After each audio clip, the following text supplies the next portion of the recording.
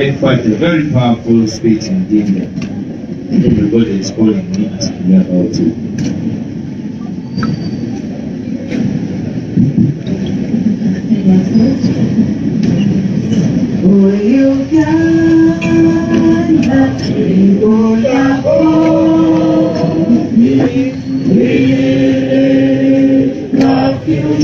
In thy heart, united people, liberty together with all this time.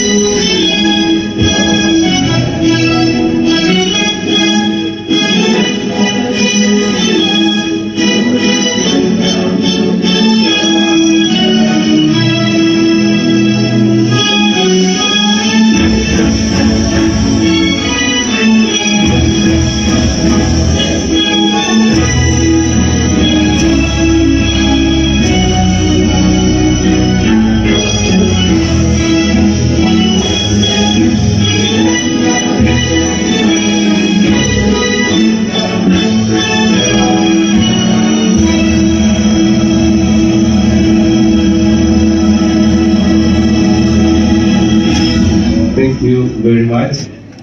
And mutabani wa Edimotwali solid. Mutabani wa Edimotwa omulabye. Bakuyo limba lwa NUP awanekedde w'ekikonde eno generation. Bismillahirrahmanirrahim.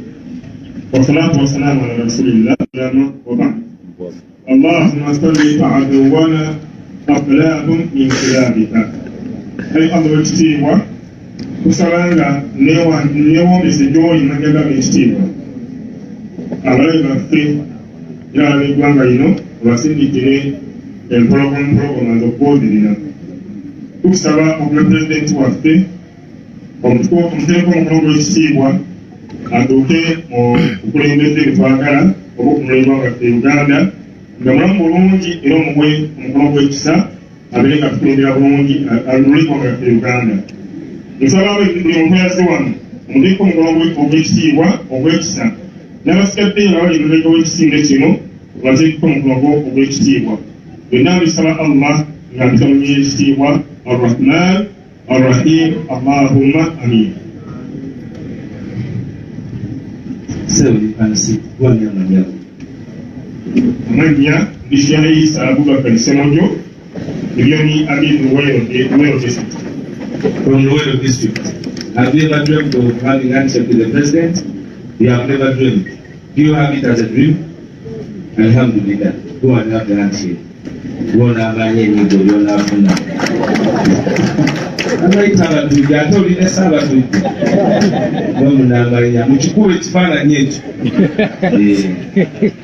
Yeah, for us here at the National Unity Platform, we affirm all faiths.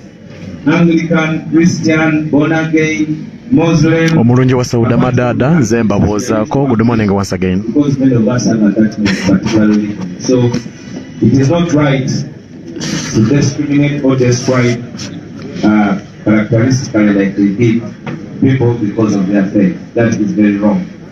And the NPP will deliver, of course, better than you've had them speak. Ladies and gentlemen, you're most welcome. Of course, good afternoon. We have started a little bit late because of force majeure. It was not our own making. But Shamil here, Malende, knows that acts of God, you cannot stop it. So we are here and we will use the shortest time possible. We reach out to the media to please bear with us, but we will compensate with the terrific speed that shall carry out this. Mr. President, allow me to recognize that in this press conference we have the main persons. You have councillors, Councillors LC3, you stand up. The other time they said the Power, people power, NUP, everywhere, NUP. You're most welcome. Those at the division level, you stand up for recognition. That's LC3. Those at the Lord Councillors, stand up for recognition. Lord Councillors. Of course, they are all represented by the Speaker of the Lord Council. So stand up for recognition. Our able Speaker. We do have the also Council, Nanunji Alice from Masaka. He's also seated. He also Lord Council. We take special recognition of leaders from Bugisu. My brother Honorable Masawa, you're most welcome.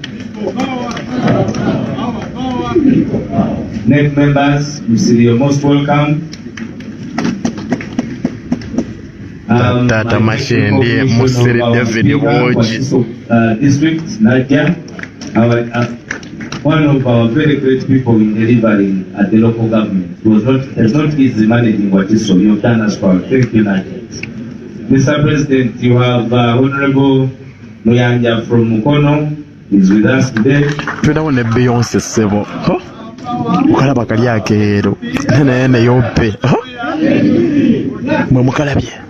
Mr. President, the loop is not with us, but the ears are here. Tewali kadi. From Masaka, an office of you're most welcome. Of course, that caller gives you all the advantages of being introduced. Bishop, you're most welcome.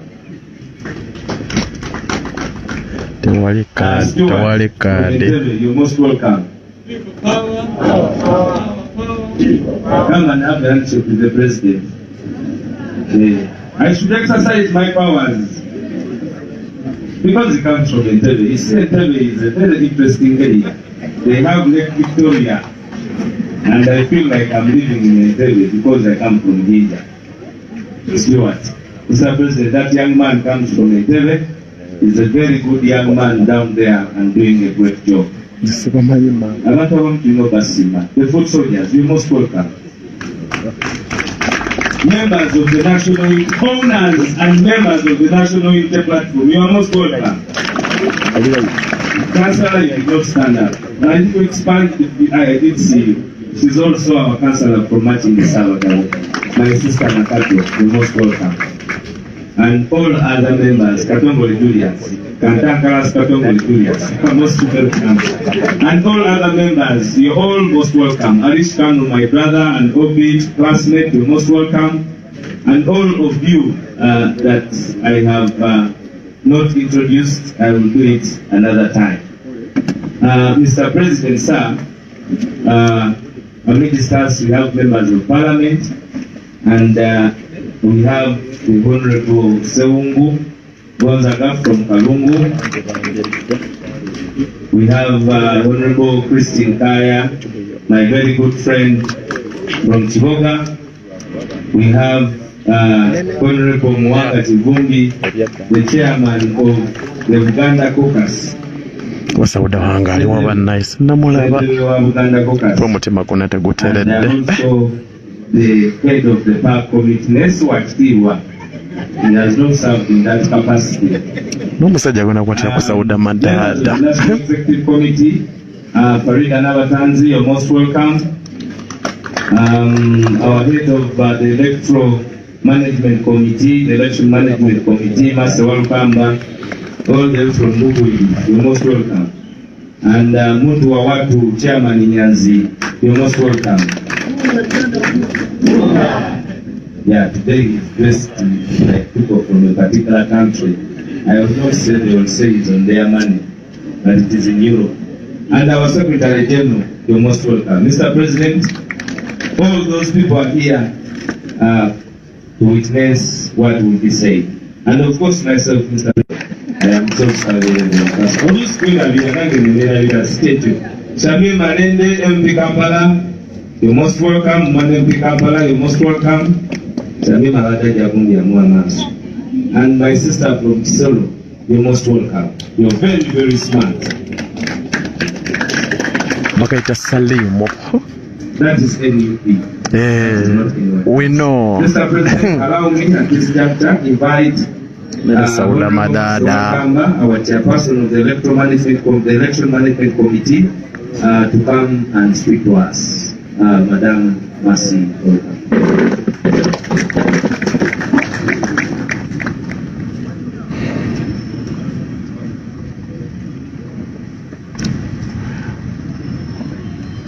Thank you. People power. People power. I, myself, am being the chairperson of the Election Management Committee of the National Unity Platform. I'm here to declare our comrade, who is going to be our official candidate for Member of Parliament in the upcoming by-election. She is Sultan Salim. Can you please come back to the commission?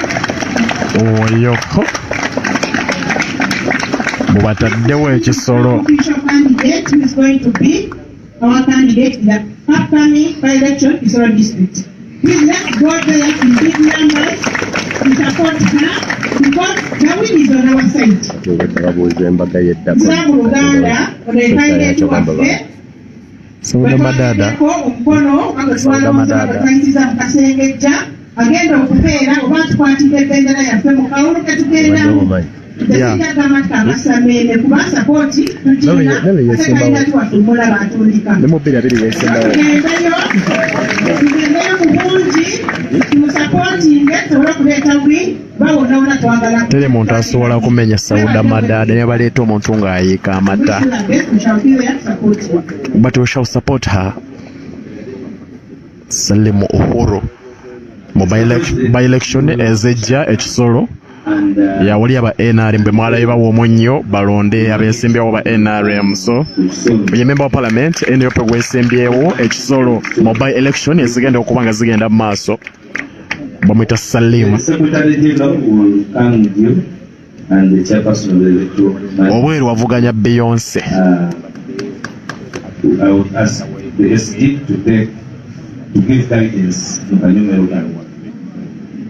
People power, our power, NUP, everywhere. Mr. President, behold our candidate, Comrade Sultana, formerly known as Tana, who is going to be our flag bearer for Woman Member of Parliament, Kisoro District. We shall give her an opportunity to say something right now, but most importantly, it was good for us to unveil her to you.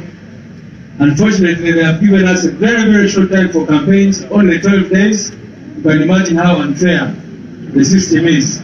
Only 12 days for campaigns in a district which has 24 sub-counties. And you can imagine for the NRM, they've been there already. They started all the way campaigning, doing their primaries and all that. But we are glad we have our candidate. And we shall all be there. Abaana b'ekisolo ekyokola baba mukimanyi. After taking that picture with the president, I will ask her to say something. Yeah, maybe she can even come and say something. Mr. President, Secretary General, our MP President, and any community, I greet you all.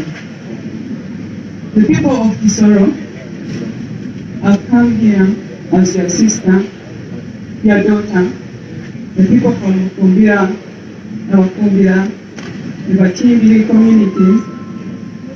I stand before you with a lot of humility and pride to be called your daughter.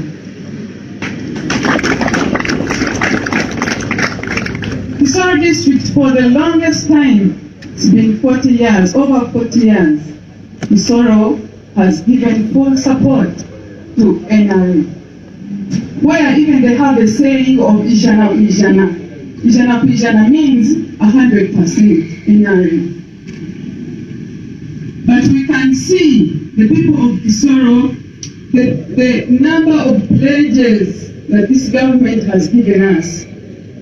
We can see Abangamba sawo ndi batowulya sina kyakukolera mondeke. Where in Mountain Uganda, we have the largest number of gorillas in the whole world. So Kisoro speaks for itself even without an introduction. Tumanyi luzungu But uza if you sound. go, in 2006, they promised us tourism roads. But as we speak, the tourism roads are in a very bad condition. Tamanyi luzungu uza sound. Abalanga bawulira. If you look at our roads, this is not only going to benefit the tourism industry, but also the traders, because we are known as farmers. When it rains in this, we really wonder if this is a tourism hub that we should be. Because if you have visited Kisoro, you can see the beauty of Kisoro district. But we are promised, and up to now, we are still in hope. For how long will we wait? People of Kisoro, Ijanakuja, let us change the narrative, let us change the statement of Ijanakuja. And we know that that is not what happened, because things are changing. We saw what they did in the 2021 elections. We saw how they arrested us. You saw how they beat our agents on polling stations, where agents at 1 p.m. were chased and polling stations were closed at 1 p.m. because ballots were already ticked. So we saw all that, and we know people are seeing and people are changing. I know Kisoro right now as we speak, after the NRM primary that just concluded, you saw the impunity, you saw the bribery. Please, Kisoro people, I urge you to change. This is the time, and you have to change now. And there are a lot of things that have been promised. The John Kale Institute of Science and Technology. As we speak, they laid a stone in 2017, but you can no longer even trace where that stone is. People are moving from Kisoro to go to other districts for education, when we should have such education in Kisoro so that our leaders, we can have better leaders of tomorrow. So I stand here to empower the youth, the girl child, to ensure that we stay in school, and we are going to put up facilities that are going to help us in doing this. I'm going to be an on-ground leader. An on-ground leader, I mean, where I have to engage with you in our webinars. I sit with you and we discuss our issues in a personal level. An on-ground leader is what I'm going to be. And I'm going to be a vocal person, a person who is going to speak for you, not to go and fill the seat in parliament, but to go and actually advocate for our rights as a Kisoro district as we deserve. Thank you very much. Abafungira kazi, abafungira, abatimbiri, n'abatimbiri kazi, ikimbere yanyu ndikubasaba ngo duhindure. Duhindure kuko iki nicyo gihe. Buri munsi tuvuga yuko ari 100%. Kubera iki tudahinduraho 100% kubera iki nta district yigera ivuga ngo 100%. Nk'igisoro gusa yonze. Ariko bunzi yuko twenda guhinduraho. Dusindike statement. Iyi election igiye kutuyamba. Dusindike statement iri kwerekana yuko tuhinduyeho. Nyabona muzi yuko buli kyayogera mutu twifuza umuntu wo kutuvugira nka Kisoro kuko ibyo batubeshe ni byinshi. University yo batubeshe Institute John Kale in memory of the late John Kale. Up to now we don't na n'ubu nta institute dufite. Abana bacu bari kujya mu district kwiga kandi dufite kuba ibyo byose biri mu district yacu. Amantuza tourism roads ntazo turi kubona ngo buri gihe nyabona duhindureho mu mpaka ruka mukankwaya uwo muzi atanya duhindureho maze nakuze cyane. Thank you. Uvuze neza. National Unity Platform oyo gwetaddewo ekisolo mu by election eziri mu kubanga zigenda mu maaso. Babawadde ennaku 12 eza campaign. May I now invite our comrade from Western Uganda. I see Kamamani, I see Comrade Shori, from Western Uganda,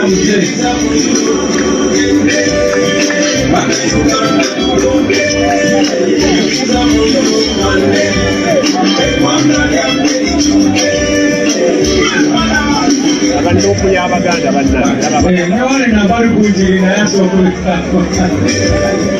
power, our power. Even Sharon is from Chisoro. All right. Comrade Tana, come in front, please. And the president is going to officially hand over this our symbol to you. abo bonna boolaba bava Kisoro, so president agenda mu kwasa bendewera bonna baganda b'Ekisoro. For you to go and hold it with a lot of pride in Kisoro. People power, our power. Kunga Kisoro kunga. Kunga Western Uganda kunga. Yeah. Thank you very much. So there we go with our official candidate.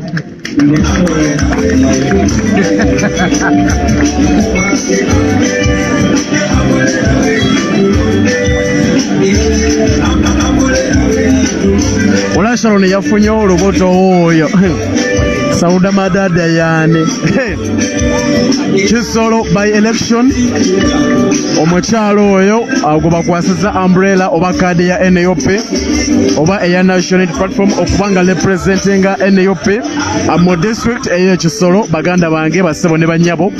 So kyekyo bakadde bange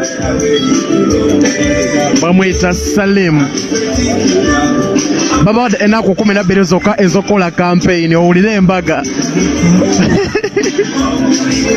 NRM eri egaba munnyo eri mu kuwa abantu kagundi ka munnyo ka nusu 10 basindikomu owa NRM omulala mu parliament.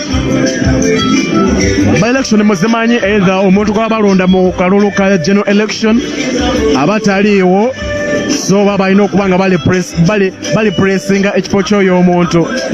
So umbrella tugimuwadde yamanya abantu b'Ekisoro oba bokyesa enkuba osoro oba bokyesa omusana oba nkuba naye nga yo bagimuwadde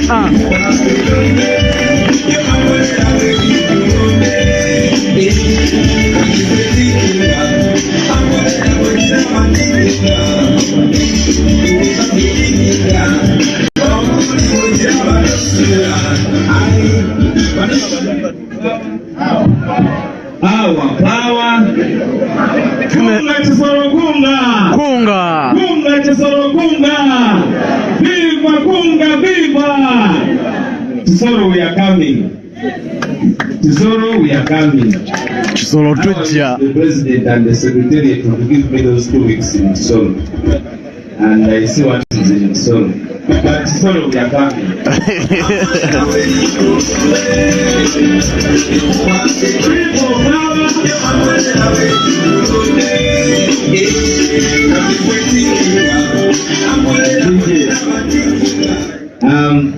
Thank you very much. We're doing whatever we can. There's a lot of desire to prove that we are not everywhere. But let them mark us with Kisoro, because we will be there. And let them give us the chance to show who we are and the might that we are. Because we are truly a mighty party in Kisoro. That I know, we have the numbers. And we will beat them. We will beat them at that. Mr. President, without wasting any more time, allow us to give this opportunity to Parliament. There is a serious bill and debate concerning coffee, and a lot of people have been hearing a lot of words. We think that we should have the opportunity, being in charge of the fight, and I wish to take this opportunity, Mr. President, to report to you and ask all of us here to put up, to give a thunderous hand clap.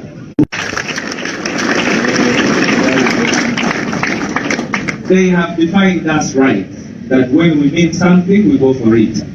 And when we stand together, we can beat them no matter the odds. We want to thank the able leadership of Honorable Joel Senyonyi, the able leadership of Honorable Mwanga Chivumbi at the center stage of making sure that we fight for the voices that are voiceless.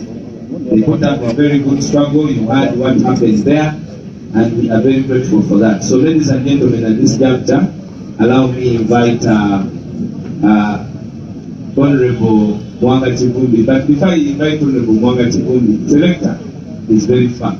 Let me have Honorable Mwanga Chibumbi to come and tell us something. But then knows that you have a Kamwani that is fun. Honorable Mwanga Chibumbi, sir. Musharinge video mwagana chonchi bagambe wanakamwanye kaliwo sauda madada aliwa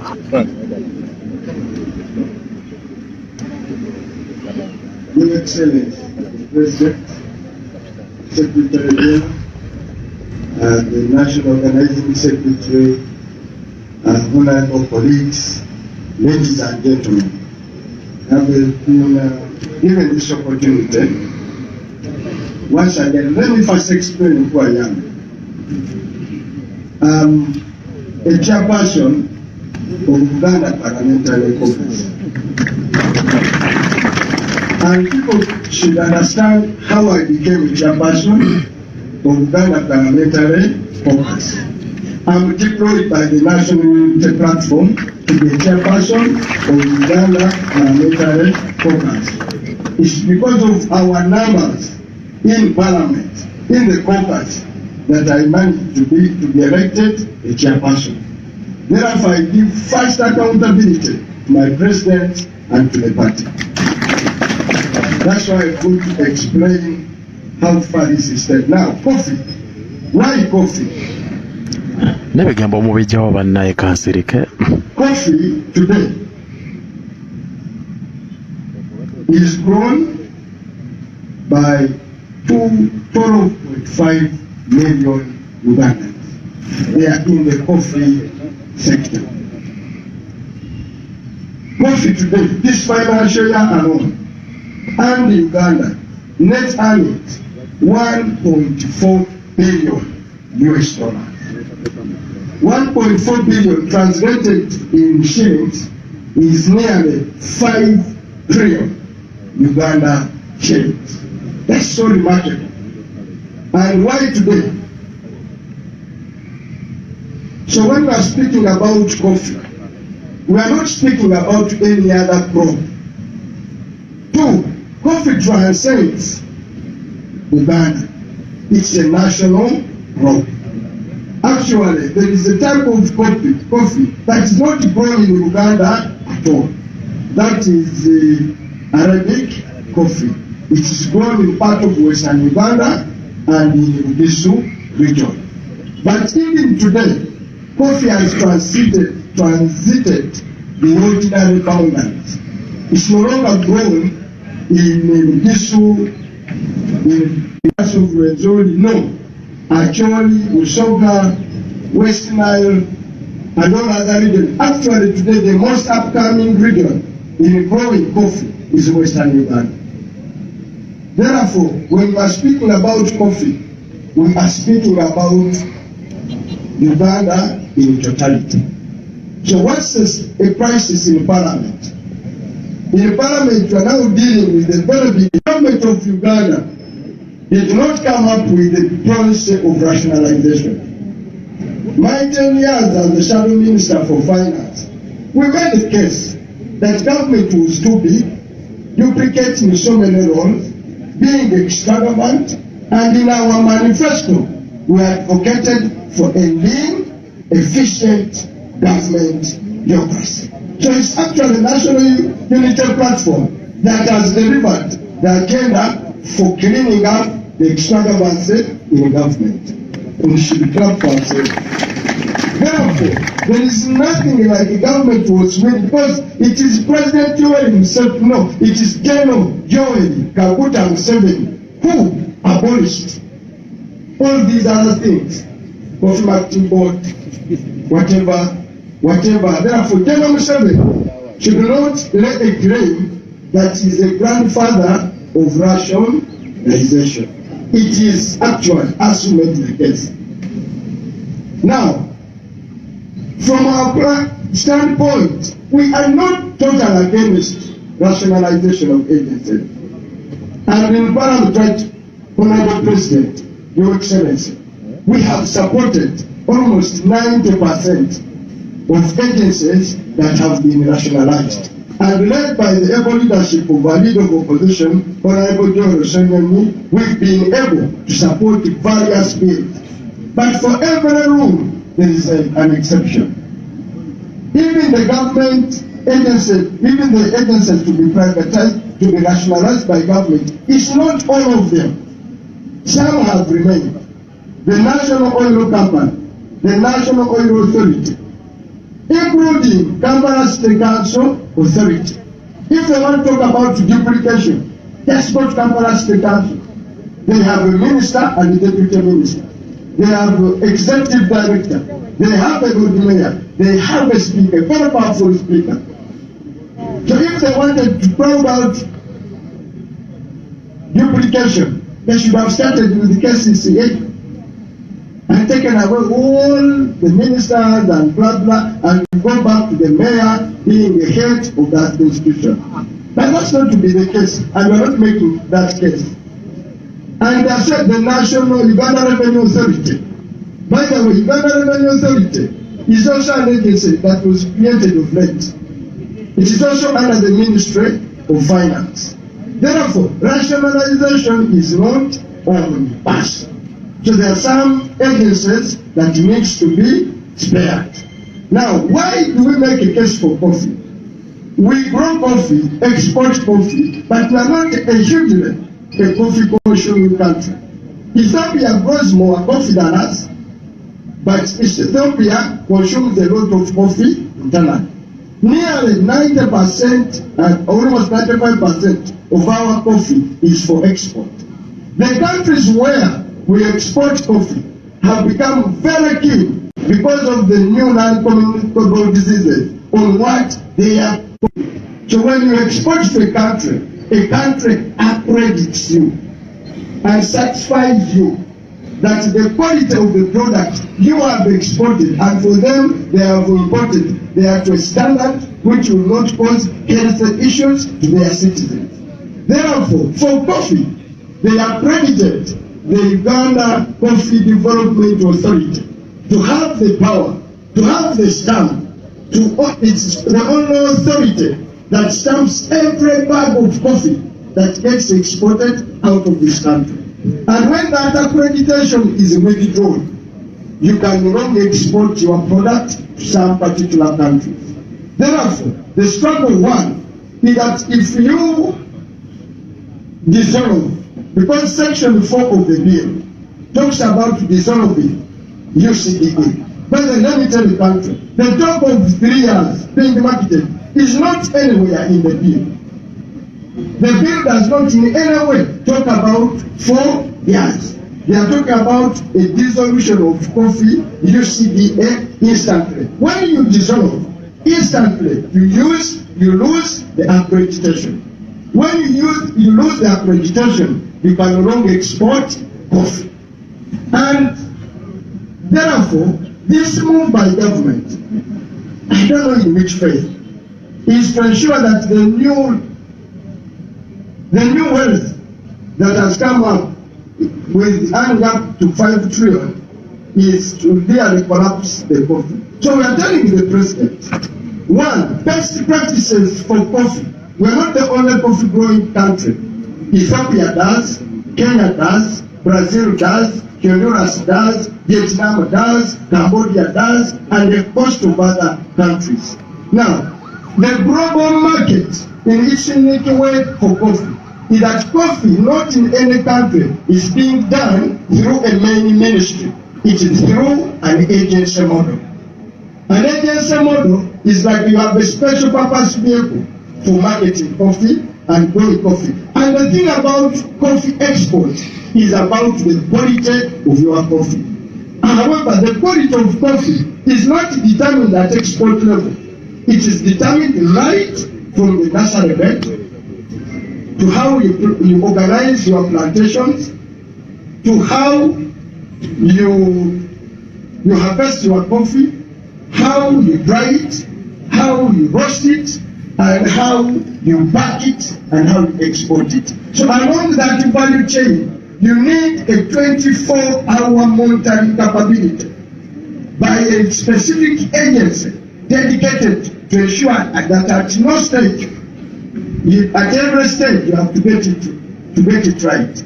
Therefore, when you crowd out coffee and dissolve the UCDA and put coffee in the Ministry of Agriculture, which has all agricultural products, which has tea, tobacco, ware, vanilla, blah, blah, you may lose that eagle eye for detail. And therefore, you may affect the quality of our coffee. Now, for those countries, it is a question of a random sample. When you export containers of coffee, they just pick a container and say, we're going to check this one. Once they check one, and it's not up to standard, they reject the whole consignment. Not the whole consignment, they review. Therefore, if you want to rationalize coffee and rationalize UCDA, you are removing an agency that has built expertise, capability, and knowledge, and the marketing capacity to market our coffee. And consequently, you will do so. We are not the first country to try to do what the government is trying to do. Ethiopia tried. Kenya, our neighbors tried. They abolished their coffee board and coffee authorities and mainstreamed coffee into the main ministry. In 3 years, they had lost 50% of their coffee exports. Common sense, once beaten, twice shy. If Kenya tried it and failed, and they are reverting back, they reverted back to the government, to the agency model, why do you want to reinvent the wheel? Why do you want to try something that has failed elsewhere? We are simply telling government, please don't do so. It's been tried elsewhere and found wanting. Secondly, if UCDA, because the argument of General 7 is that it is Operation Wealth Creation that has led to this success, that is a wrong assumption. There have been so many, but they could have played a small role. Operation Wealth Creation was only at a distribution of seedling stage. Seedlings they were distributing were coming from nursery beds that had been monitored and prepared, organized by UCDA. And from there afterwards, it is UCDA that has been taking over. Therefore, and also the case is, Operation Wealth Creation was not only for coffee. It was for vanilla, it was for mango, it was for limawa, it was for many other things. Let them show us the success of it. Let them show us success, how they've succeeded. Now, the Minister of Agriculture, the people from Chisoro, Kanongo, the Minister of Agriculture, solely has been undertaking our team. What happened to our team? We lost accreditation. We cannot export as Uganda tea. What happens? We edge our tea on the Kenyan market and export by Kenyans, packed Uganda tea, packed and stamped Kenya and exported to the world. It has been under the watchful eye of the Ministry of Agriculture. They fed on fish until they had to put in the military. They fed on any. Have asked the Ministry of Agriculture to give us one crop which they can give us to build the confidence as the benchmark where they have succeeded. Absolutely none. Therefore, we are saying this agency, by the way, in addition to being a chairperson of Ghana Parliamentary Caucus, I also chair Public Account Committee. Still partners of this paper, of this what? This party. And I've just made a very fundamental report, SP, on the national economy, to which government up to now is struggling to put a response. But that's for another day. I've just audited the Ministry of Agriculture. This is the ministry that is in intensive care. It is on oxygen. It is very, very sick ministry. It cannot score a plus or anything. It scores only minuses. And therefore, this sick ministry, you cannot entrust it with your health what? Baby.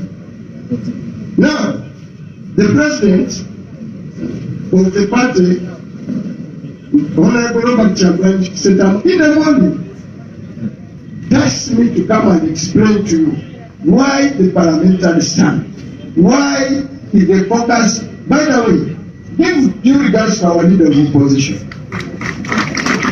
For the first time in the history of Parliament, for as long as I've been there for 10 years, about 10, 12 years. For the first time, Honorable Robert, Right Honorable Joel Senior was able to write a minimum number of MPs that are required to challenge a decision of the Speaker. Because of the Speaker has been using that window of I and nay and past dubious things from today. That is what the record set by Joel Senior will not permit the Speaker of Parliament to pass any other resolution which is anti-people without people voting and Ugandans knowing who has voted. So they will no longer hide under eyes, have it, no. We will just stand out, front of us and say, let's go to the vote.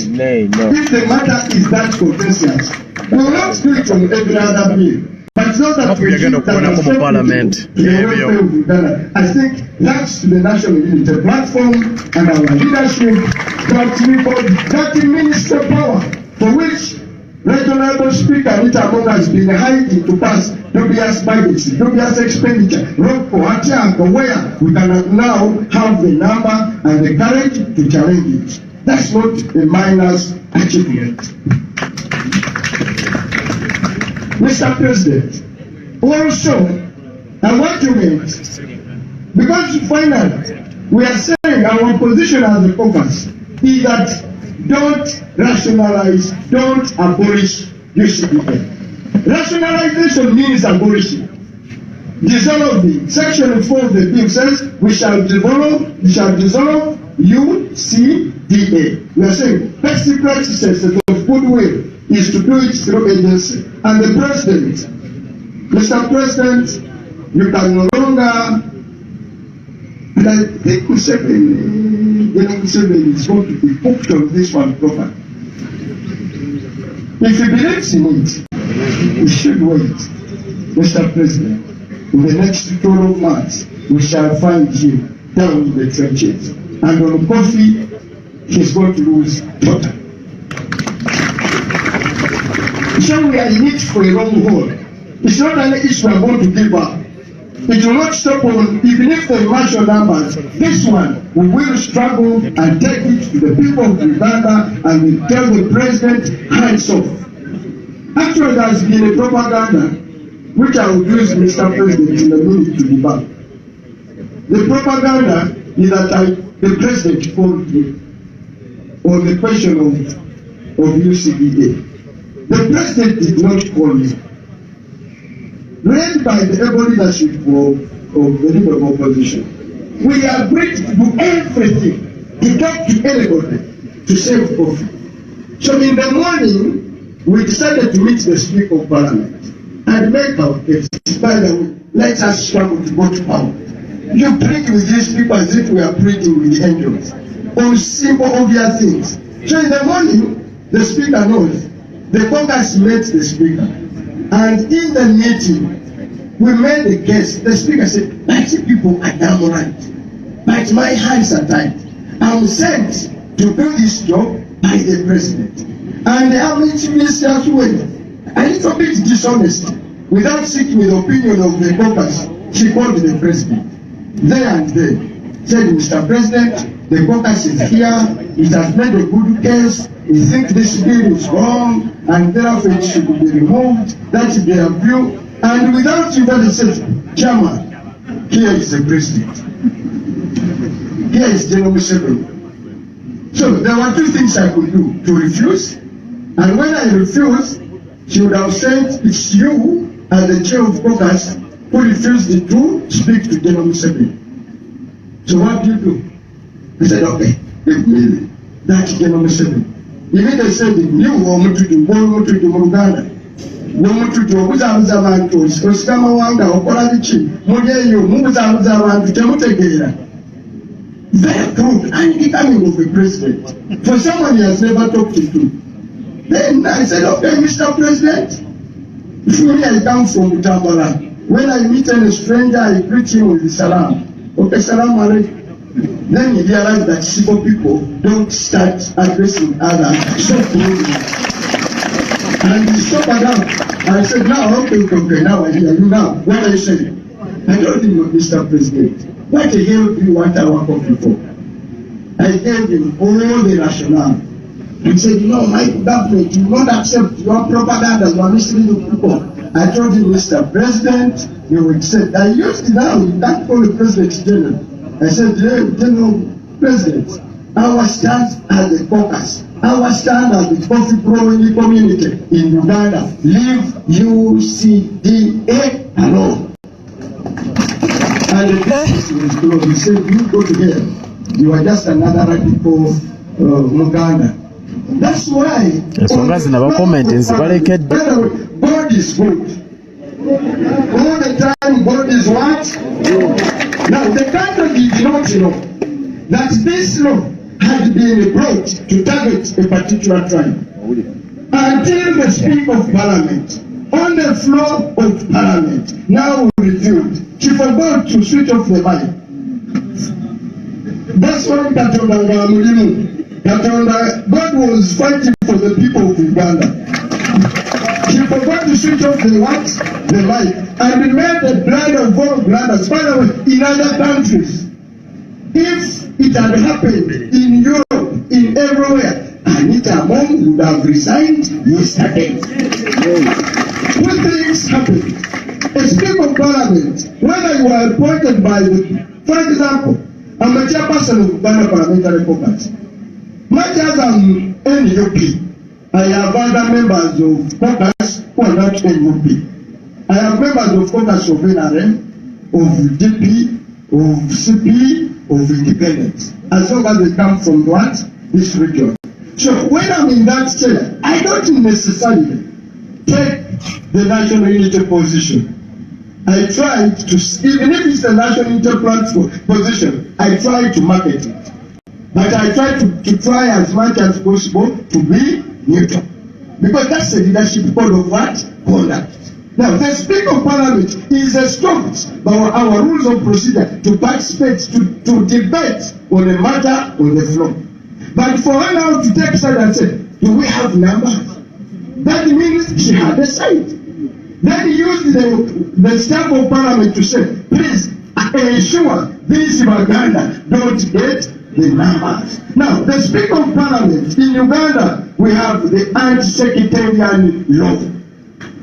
So the Speaker of Parliament abused the anti-sectarian law, and as day follows night, when Parliament resumes, tomorrow we are sitting as a caucus again to review our stand, but we don't think two things. We don't think Speaker Anita Mom can no longer preside over that Parliament where they are gone. Because she's not going to take us away. Is she going to take us away? We are there for that. Secondly, we said, told her, if we really want to offer an equivocal apology to the people of Uganda and to the people of Uganda. Something I've said, if you fail to do so, resign. The next action I'm going to reveal it here, I need to first approve with our members, which we are the idea we have. We may, we are saying we may, if she insists. But be as it may, we will ensure Parliament does not proceed on any other matter until that one is resolved. That is our stand. Finally, in English, the President wrote the other day that we are trying. That the people, now, of the things I've said about of what is tried there. But let us examine President Museveni on tribalism, where he has the moral authority whatsoever to call any group tribe. This is the President, so to say, for the first time, who appointed her wife a minister. His wife a minister. His son a CPA. His brother a small president. His Rabo running the judiciary, running the coffee. Now, can he talk about the tribe, for him he's even beyond the tribe, is family. But also let us examine. If he doesn't have a conspiracy, because at the end of the day, I read the focus, if he doesn't have a conspiracy against the people of Uganda, Vice President, he said, is Yoweri Kaguta Museveni, under his regime. Deputy is who? Aluku. Speaker, Anita who? Vice Speaker, Thomas who? Chief Justice, Prime Minister, there are 4. One is Nabanja, she's from the world. Deputy is Moses Sali. Third is Rebecca Kaganga. Another one is Nakadam. Let's go to the historical appointments. Chief of Defense Forces, Mwozi who? Chief of Police, Abbas who? Chief of Prison is who? They are Saija. So where do you, Mr. President, get the moral authority? You, General Kaguta Museveni, to say a particular group is sectarian. You should go and sleep over that. Then on coffee, so we have debunked his notion of tribalism. Then on coffee, sensible analogy. Some people, Abedwani and others, have been trying to market some idea that we dismissed as a caucus. And let me stand here. 3 years, 5 years is not the position of the caucus. The position of caucus is for non-dissolution of UCDA. I've given a prudent example for clarity. Can you take a fighting woman and say, let me keep you there, you are still fighting, that somehow you'll get a man, and along the way, you'll be pregnant, but you'll give birth in 3 months. You must replace a person. Therefore, 3 years don't mean anything. For us, we are saying, coffee is too big a crop to be under the Ministry of Agriculture. It's too big a crop to be under the Ministry of Agriculture, and we are going to do everything possible. But remember, members of national platform and the country, MPs are not enough. You people, I thank each of you who have been on social media, who have been using every platform, every media to amplify this meeting. Please, thank you so much. But let's do more. Tomorrow we shall announce an action plan on how we are going to fight this issue for the next 1 or 2 weeks. It is half time. It could be 1 minute. But there's still another half to play for. There is still clause 4 for which you are going to resist. Clause 4 is for dissolution of UCDA, the caucus, and other members. And please, do a roll call of all members of the Uganda caucus who never attended the meeting. Where were they? Each of them must account.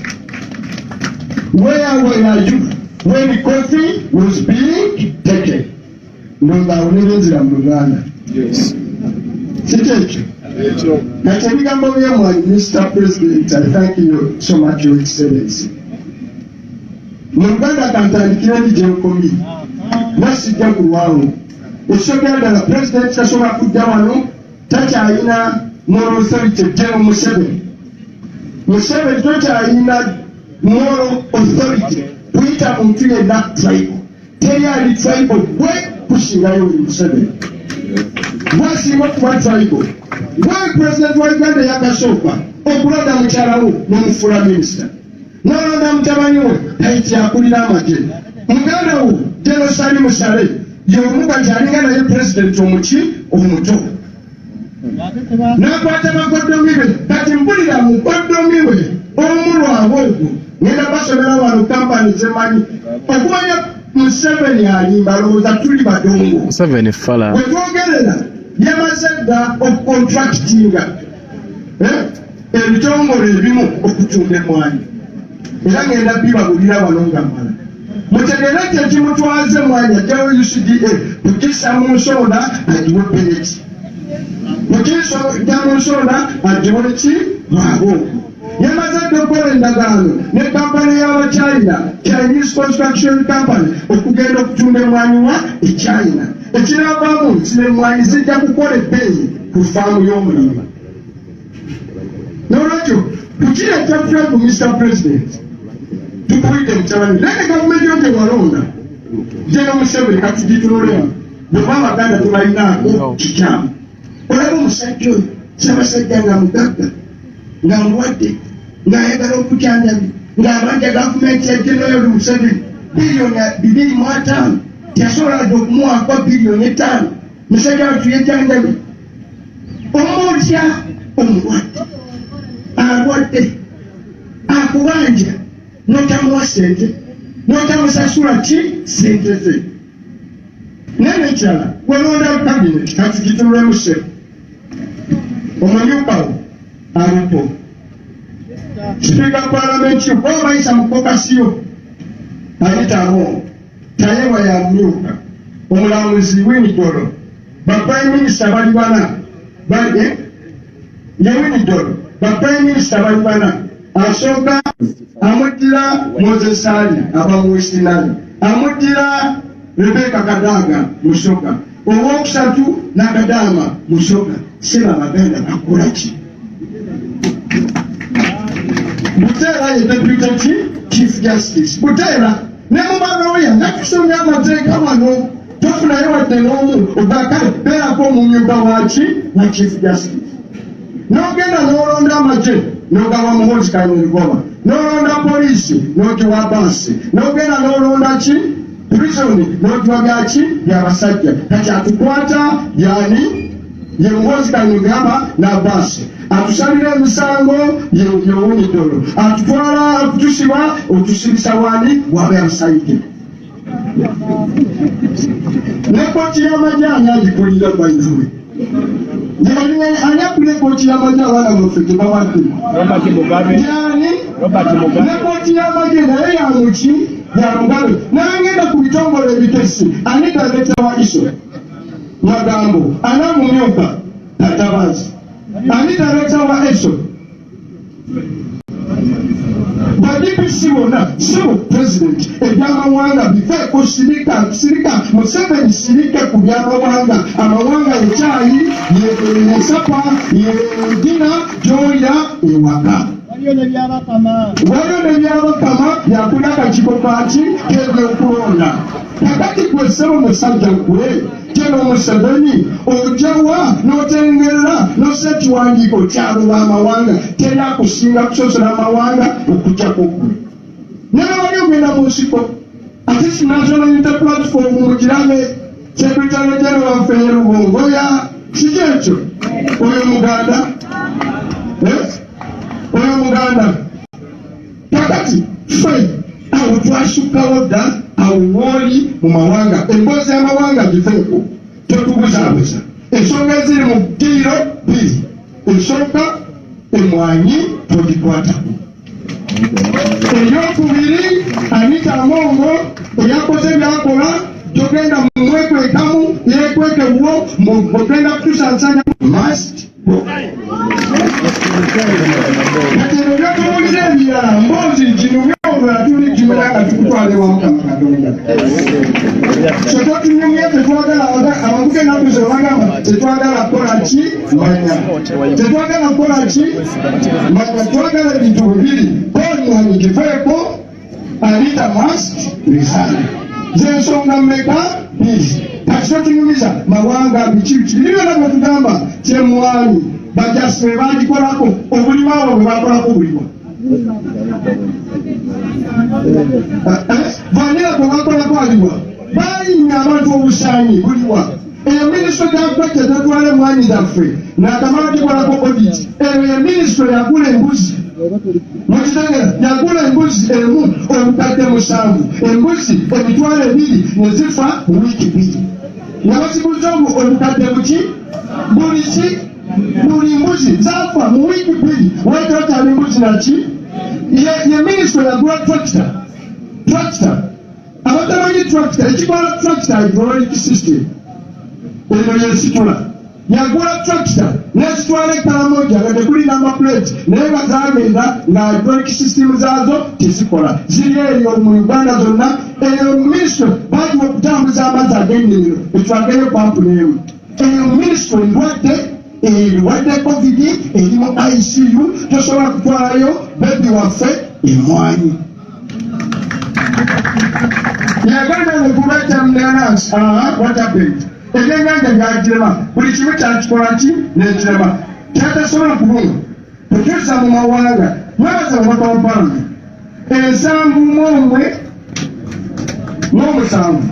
lwalonze pasudenyi all of Uganda bonna mwavaddemu abakyoli boolanya abaani abadisutu abadde nabo. Mr. President amawanga mwene ensonga tegagenda kukola ki Mr. President yani kukumanita mungu eyagenze n'akola ki Mutero Museveni eno ensonga tegenda kukola ku nsonga eno tukkirize tukutwale.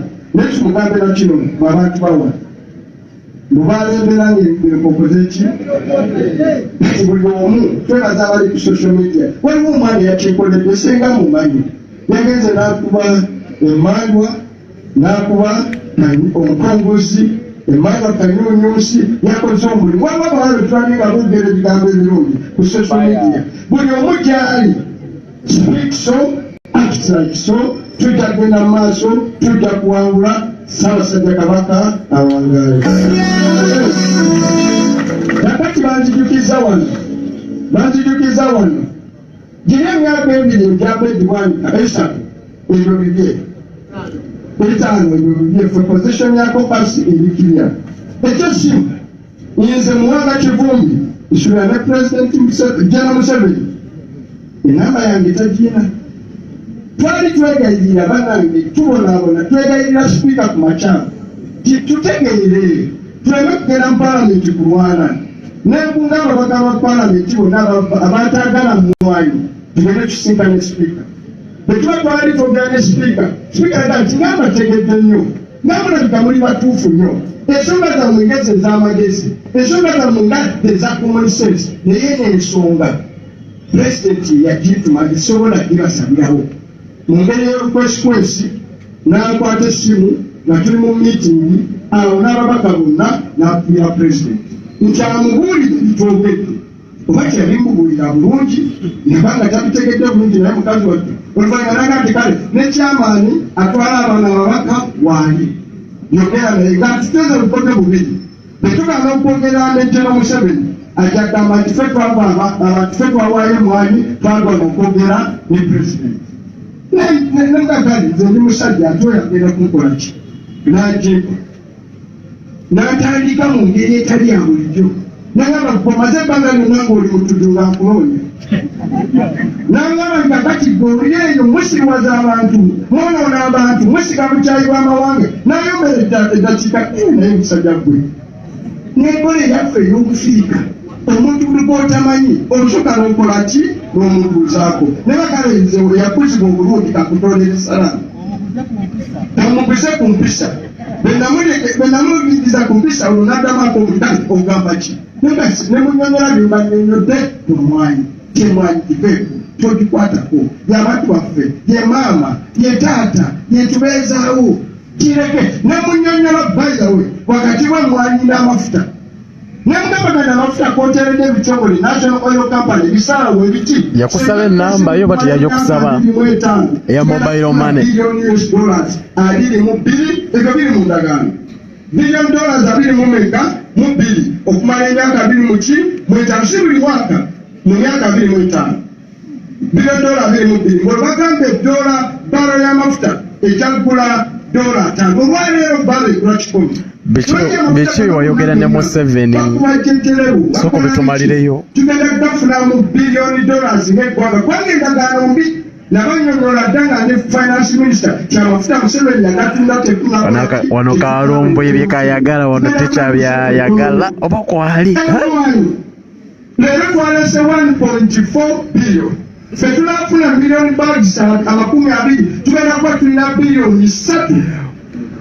Montage ngerero mboye onaye katanajja tetugenda kwanga tukola ki nga tufuna mu myaka 25 emmwanyi ejja kubeerese bilioni 75 nekyo tirimu y'emmwanyi esinga ey'amafuta ogenda ewala kyovula baleese lwabugo aleese simanyi ya Uganda agiwadde abachina peleti famu ngobesa bugobesi mutugire peleti mu nsonda wali waki wali Ssaabasajja Kabaka awangaale tatumaliddeyo bya ssimu tubiwulidde tukutegedde Katonda omulungi ono atali anguzi laba omukongozi we anite bwavayo n'atunyonyola bulungi ekyama ekiri emabega kyatagetinga Baganda.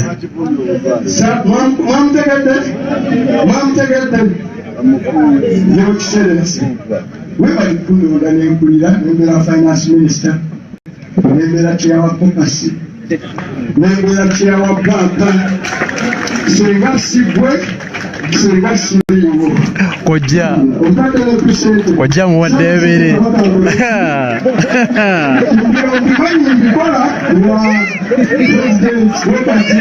nawo pulezidenti weyawunya kojja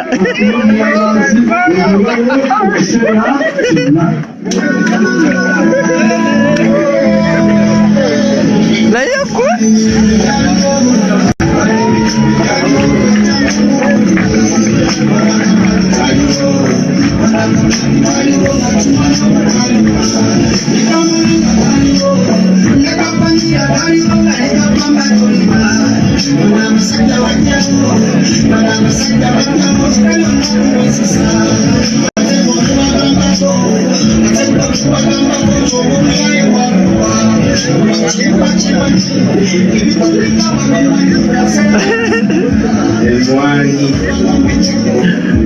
olubagambako ng'empingo ziruma wano y'enguudo zaliwo laba zonna okubomoka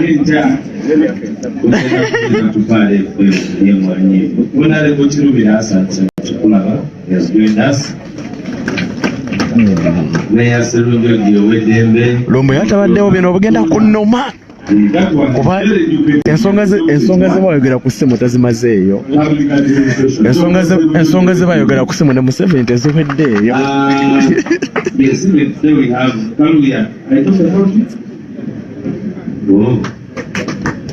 The bank from the Eastern, of course, our PPS is with us. Ngenda kulinda satellite y'Empooma era kayaliko kwa ASP asimwe. We have Honorable Katawazi. Ezo songa tuchaka tuzina ku satellite y'Empooma.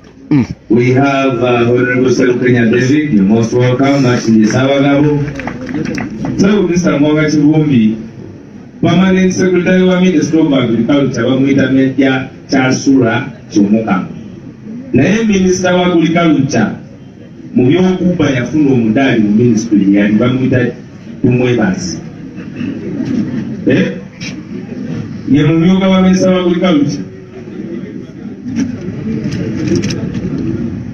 n'omumyuka era Mirama banaye Museveni toli musosozi wuliriza alina la Mirama ate amanya ge gamuze sitakwatanga amera Mirama tumwebaze Mega Cholisima, they are the ones managing where they want to send the coffee. Atenga Lwaboko, we bawazire billion yenga mwena munyigo kunywa kawa. Naye kubameka wana abafuna kokawo yagabira abantu Lwaboko.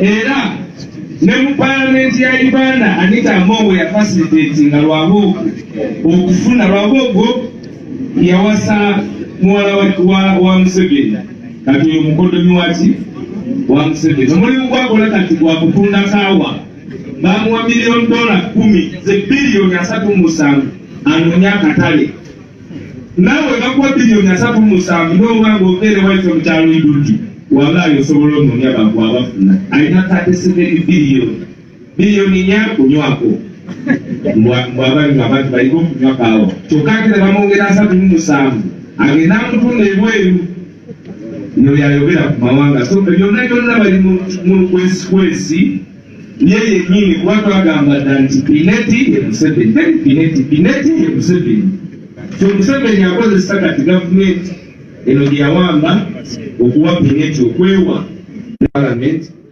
era tuli mabega wamwe tetwabagamba nti abantu abo bakoye busansi beerufu nnyo naye nga balowooza tulimba. She's a mafia. So ffe ebyokumujja mu ntebe tetujja kubawagira ndowooza ne NUP ejja kubawagira. That has been our position since then. Mr. Secretary General, come and address the press and also invite the President. Thank you very much. Comrade Wise Alex Mutumiro. People power. Our power. Mr. President, members of NEC President, members of Parliament, mayors, speakers, councillors, fellow leaders at different levels. I think I will not say much because I think Honorable Bobi has done as well to elaborate what is going on. Tubadde twanjula candidate waffe ne posta eyo katugirage bannamawulire agenda kuwaniriza president abantu balage nti tuli serious kati tugenda Kisoro very, very soon. Please put it up very well. Secondly, I want to announce to you, ladies and gentlemen, we have been telling you that we are soon resuming our nationwide tour, and next week we shall start our nationwide tour. I don't want to tell you which district we are going to, but it will be in that man's region. Honorable Kaluya, we are going to teach us the Eastern region. Next week, Uganda, Eastern Uganda, Mkulinde, Kwarachi, Tuja. Yes, isn't this a wonderful poster for our candidate in Kisoro? So, we are going to be in Kisoro.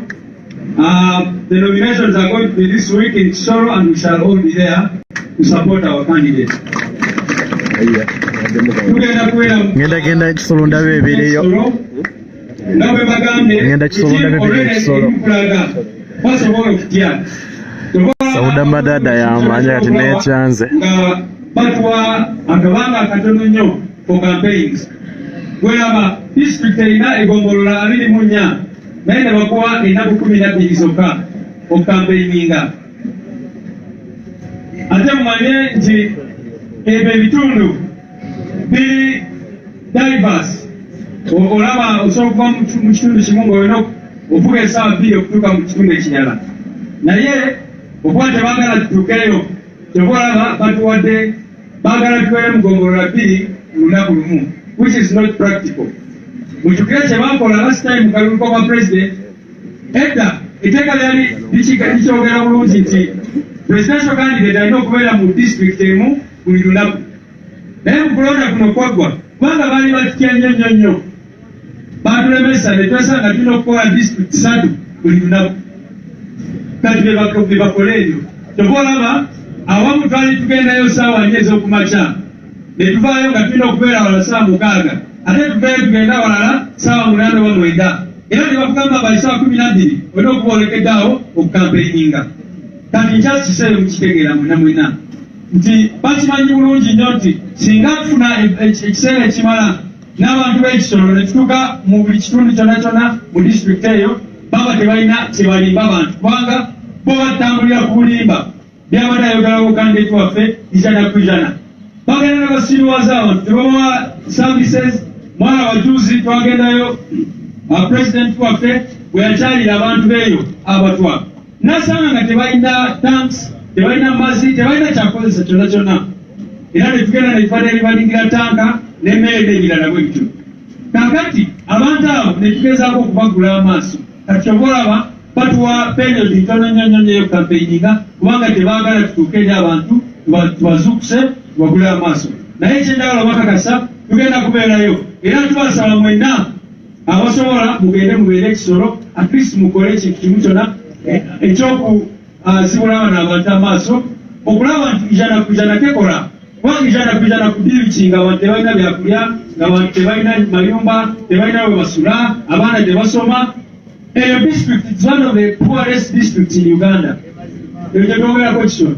naye n'owulira nga basiriwaza baRDC bagenda ku radio ne bagamba 100%, ekitegeeza 100%.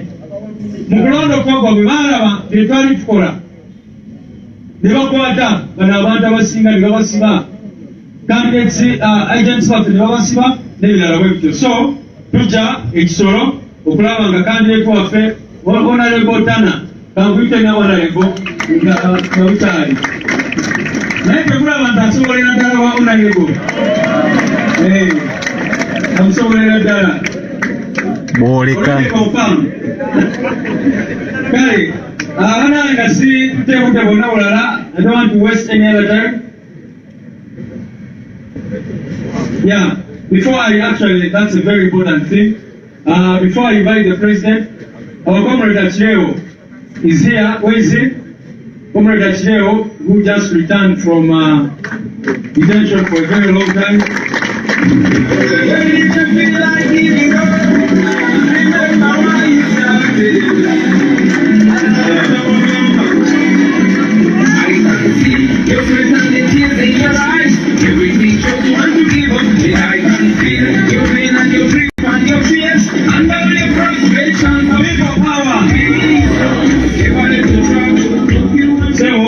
Tukusanyukidde olunaku olwaleero kubanga ye press conference yo esoose okubeera wano. Ono omukulu yatwala wano mu nsonga za security ku kitebe kyaffe. Tumanyi bulungi nnyo be bamutuusaako n'ebirala bwe bityo. Naye nammwe njagala kubeebaza mwenna abadimandinga for the release of Comrade Achileo. Mwebale nnyo abaabeeranga bakuleetedde sapule kubanga abasajja bwe bakwata Achileo kye basooka okukola mukimanyi bulungi nnyo, bamwambula sapule ye era President n'ajja wano n'akibalaga. Mwebale nnyo Honorable. Eno yavudde Vatican era ndaba ekifaananyi kya Papa weekiri.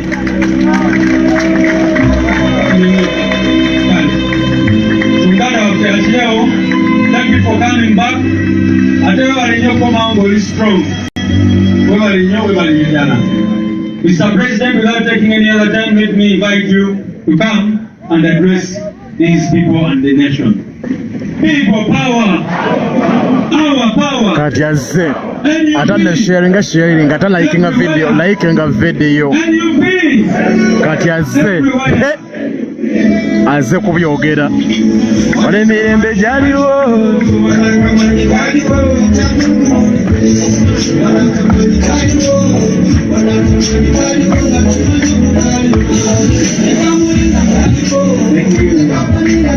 Thank you. People power. Our power. NUP. And everywhere. Thank you very much, ladies and gentlemen. Please be taking your seats. Thank you, SG. I also want to add my voice in welcoming back Comrade Achileo. Strong brother, strong. One day all this will be history. First ensonga zino sooka ozireke. I also want to congratulate Setwetiempo matena mpamutuufu. The younger one I already confirmed. We'll be there, we'll stand with you, and we'll weather the storm together. I have not seen Swabra or Bobi Giant. I want to congratulate them. What a wonderful time on Saturday. Congratulations, Comrade. Honorable Mwanga Chibombi did justice to this matter, and that has helped me. I'm going to be very brief on this coffee bill. Although Honorable Mwanga Chibombi was a little too diplomatic, and he had a lot of English, like all experts. But in simple terms, this coffee bill is an attack on coffee farmers in Uganda. And this is not Anita Mong's bill, this is Museveni's bill. Museveni is the architect of this bill. Among and others are only enablers. This is not the first attempt. Museveni tried to take your coffee, hiding behind Beneti. So this is yet another attempt, and we will not stop until we stop not just the bill, but the man himself. It is no secret. He has a very, very clear path, a clear trail behind him. Remember what happened to vanilla. Once upon a time, a kilo of vanilla was 300,000 shillings. And now, it's 10,000 shillings, I think. 3,000 a kilo. But the price of vanilla on the international market has not reduced. But now, it's just a few people, Sudir's son and a few people connected to the powerful are the ones that own Uganda's vanilla, all your vanilla. Not only vanilla. You know what happened to the sugar cane? They started by zoning, now you know how much the sugar cane is. The price of sugar just continues to go up. Same thing that happened to many other things, including my runchi.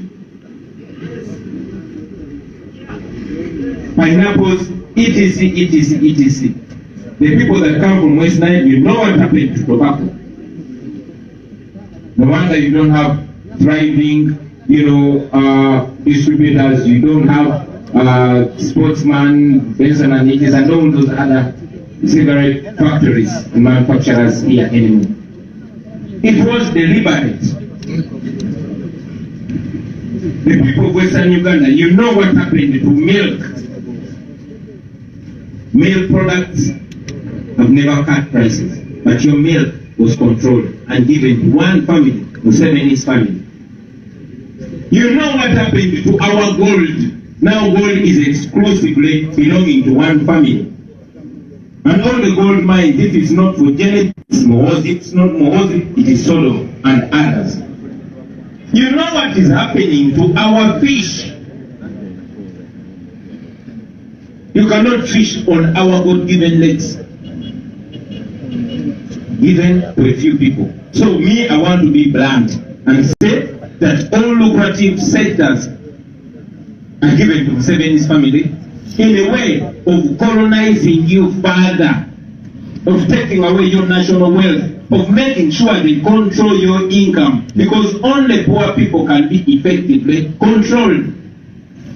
That is what Museveni is doing. These are not amongst, they are only tools, they are pawns being used. Forget the nonsense of cutting costs. That is a blunt lie. I mean, the same person that is claiming that is cutting costs has RDCs, useless RDCs. Now, deputy RDCs and assistant deputies. Sounds like a joke, but it's true. That is Museveni for you.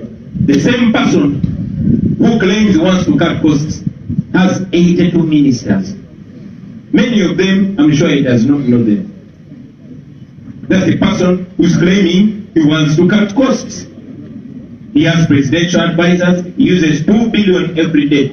He oversees the loss of 10 trillion shillings in corruption. The same person who would control it.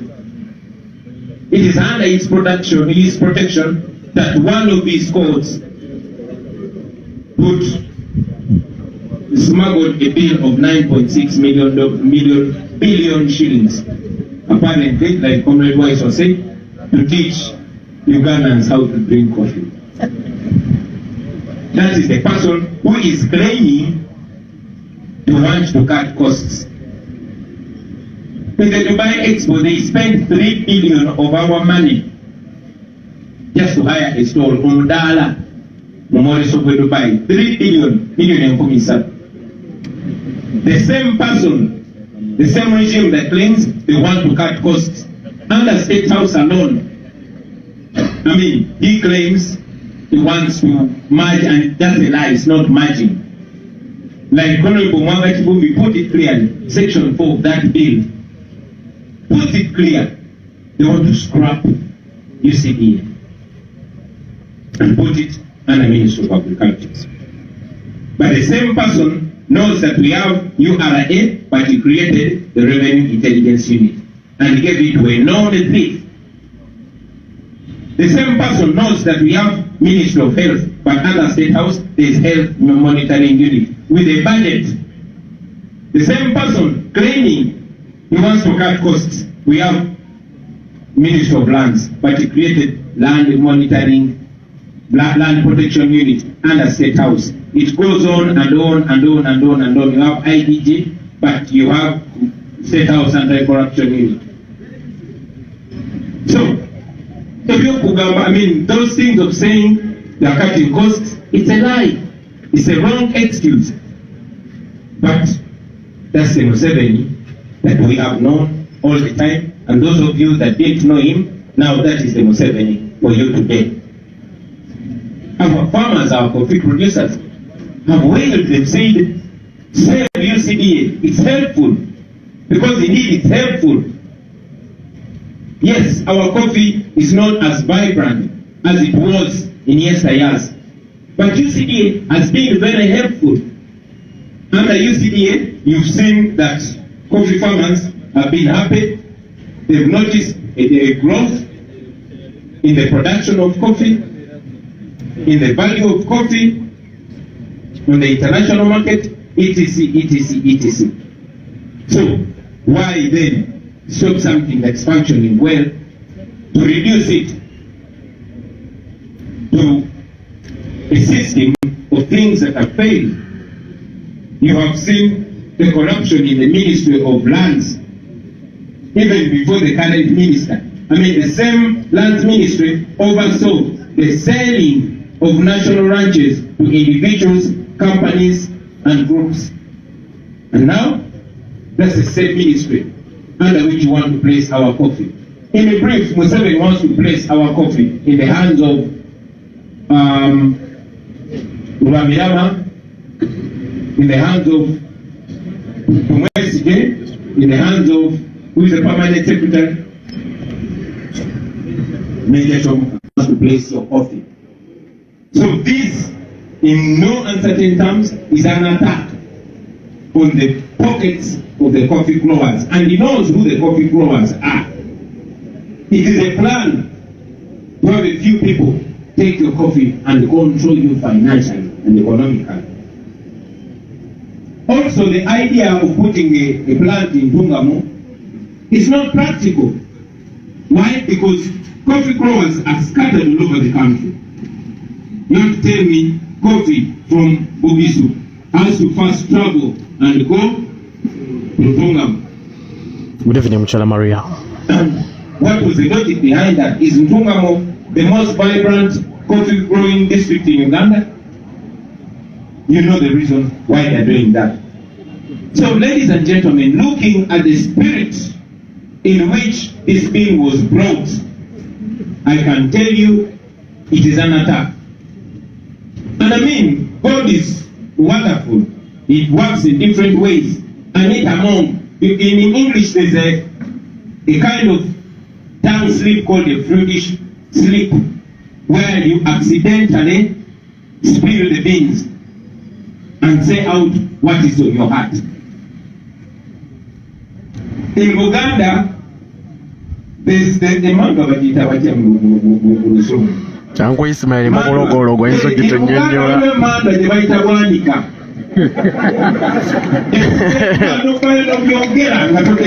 Uncle Ismail musajja omuganda no enzo tonyonyola, Mr. President.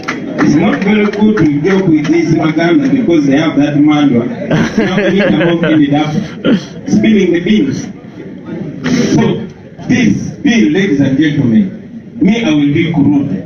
This bill is intended to punish the people of Uganda and the people of Bugisu and all those coffee growers for voting Museveni out. They are looking for all avenues where you earn a coin and they want to speak for it. It's true. What they have done to vanilla, what they are doing to the lakes and all the water bodies is what they want to do to the coffee. And if you don't fight back, they will succeed. You remember these people wanted to take your land by bringing an amendment to ensure that when the government, and you know the government is Museveni, that when the government wants your land, they first take it and they tell you how much they pay. If you didn't fight, you would have lost the land. If you don't fight this time, you're in big trouble. So this is a way of clamping down on you. It is intended to impoverish you because poor people will always be beggars. It's true. That is the intention. The coffee industry, ladies and gentlemen, here in Uganda is sustaining more than in Uganda, 12 or 2 families. Wow, not 2 hours wrong. 12 million families are surviving on coffee. And now somebody wants to take them on their knees using this bill. And if you don't fight, my friends, that's exactly what you are facing. I request you to reject it firmly. But most importantly, and this is very important, please note it, that those that are presenting that bill and those that are speaking for that bill are not innocent. They are not only expressing one opinion. No, this attack is a crime. It's a crime on you impoverishing people deliberately. It's a crime. It's supposed to be a crime. And these people speaking for that bill, for that deliberate effort to impoverish our people, they are not innocent. They are not only expressing an opinion. They are part of that project. They are part of that plan. They have a duty. Their role is just to speak. Their role is a propaganda role. You need to understand this. In every attack on a people, everyone has a role. The military has a role to brutalize you. The so-called intellectuals have a role to go on TV, put on ties, and speak a lot of intellectual dishonesty to sanitize it. So this is an attack on people which will have dire consequences if you don't fight. Speaking for it should be equally culpable. They are not innocent. So treat them just like their masters because they are serving a role. Their role is a propaganda role, and that propaganda role is very, very effective in breaking a people. Very, very sadly, some of them are paid. Not just paid, but they are paid limited group of people. I'll say that again. Some of those are paid members of that affected group of people. Because they know that the affected group of people will trust them and believe them easily. Criminals too. Amongst words, ladies and gentlemen, were not a mistake. Those are words of Museveni. Those are words of amongst friends. Those are words of amongst friends. Many of them are from here in Uganda. Have you seen them? Have you heard from them? Did you see them in Parliament on that day? I'm asking, did you see them on Parliament that day? Have you heard anything from them? Hopefully the first word they speak when they show up will not be Chakulanyitayagala Buganda. Yasindikiriza nani tamongo kwogera ebigambo ebyo. I hope this shows you that this regime attacks different groups differently. Nobody is safe. What happened in Karamoja when they took their minerals that would have transformed their lives is exactly what happened in Busoga when they crushed the sugar cane.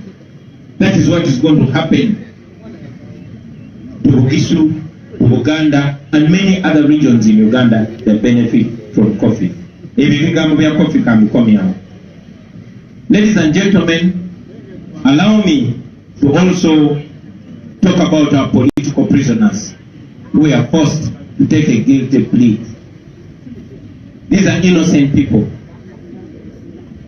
When I was speaking last time, I encouraged all of you to stand with them, to be kind to them, to understand them. I also want to inform you that the regime has no limits on how far it can go with this shamelessness. Now, apparently, they want to take those people to Chankwanzi as soon as they come out of prison. I spoke to one of them. She knows I understand, and she knows many of you understand. She expressed her fears and told us that whatever we can do, we should help her and other friends that have not weakened yet to defend them, because once they are convicted, all they have to do is serve their sentence and get the hell out of prison. Museveni and his regime have no power or responsibility over Olivia Lutaya and those prisoners. So after their sentence, they should be freed. But that will not happen unless if you raise your voices. Please don't forget them. Continue raising your voices for them. I also want to remind us, all of us, about our missing brothers. Up to now, several years later, our brother John Bosco Chibalama is still missing. On Saturday, his twins, who are now 8 years, they were 2.5 years when he was taken away. Now, his twins, Noreen Chibalama and Samuel Chibalama, were having their confirmation in the Catholic Church, and I had to go and stand in as their father.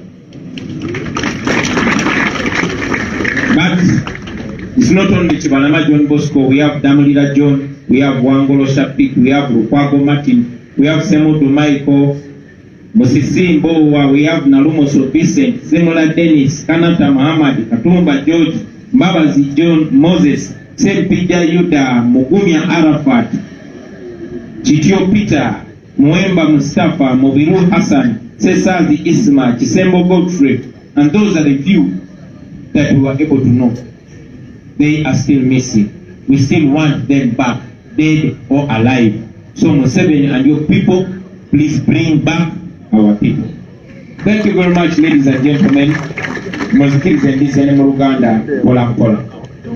Baseboni banyabo, Red Namazeta okuyozayoza candidate waffe Comrade Tana, Honorable Tana, candidate waffe wa Isolo district.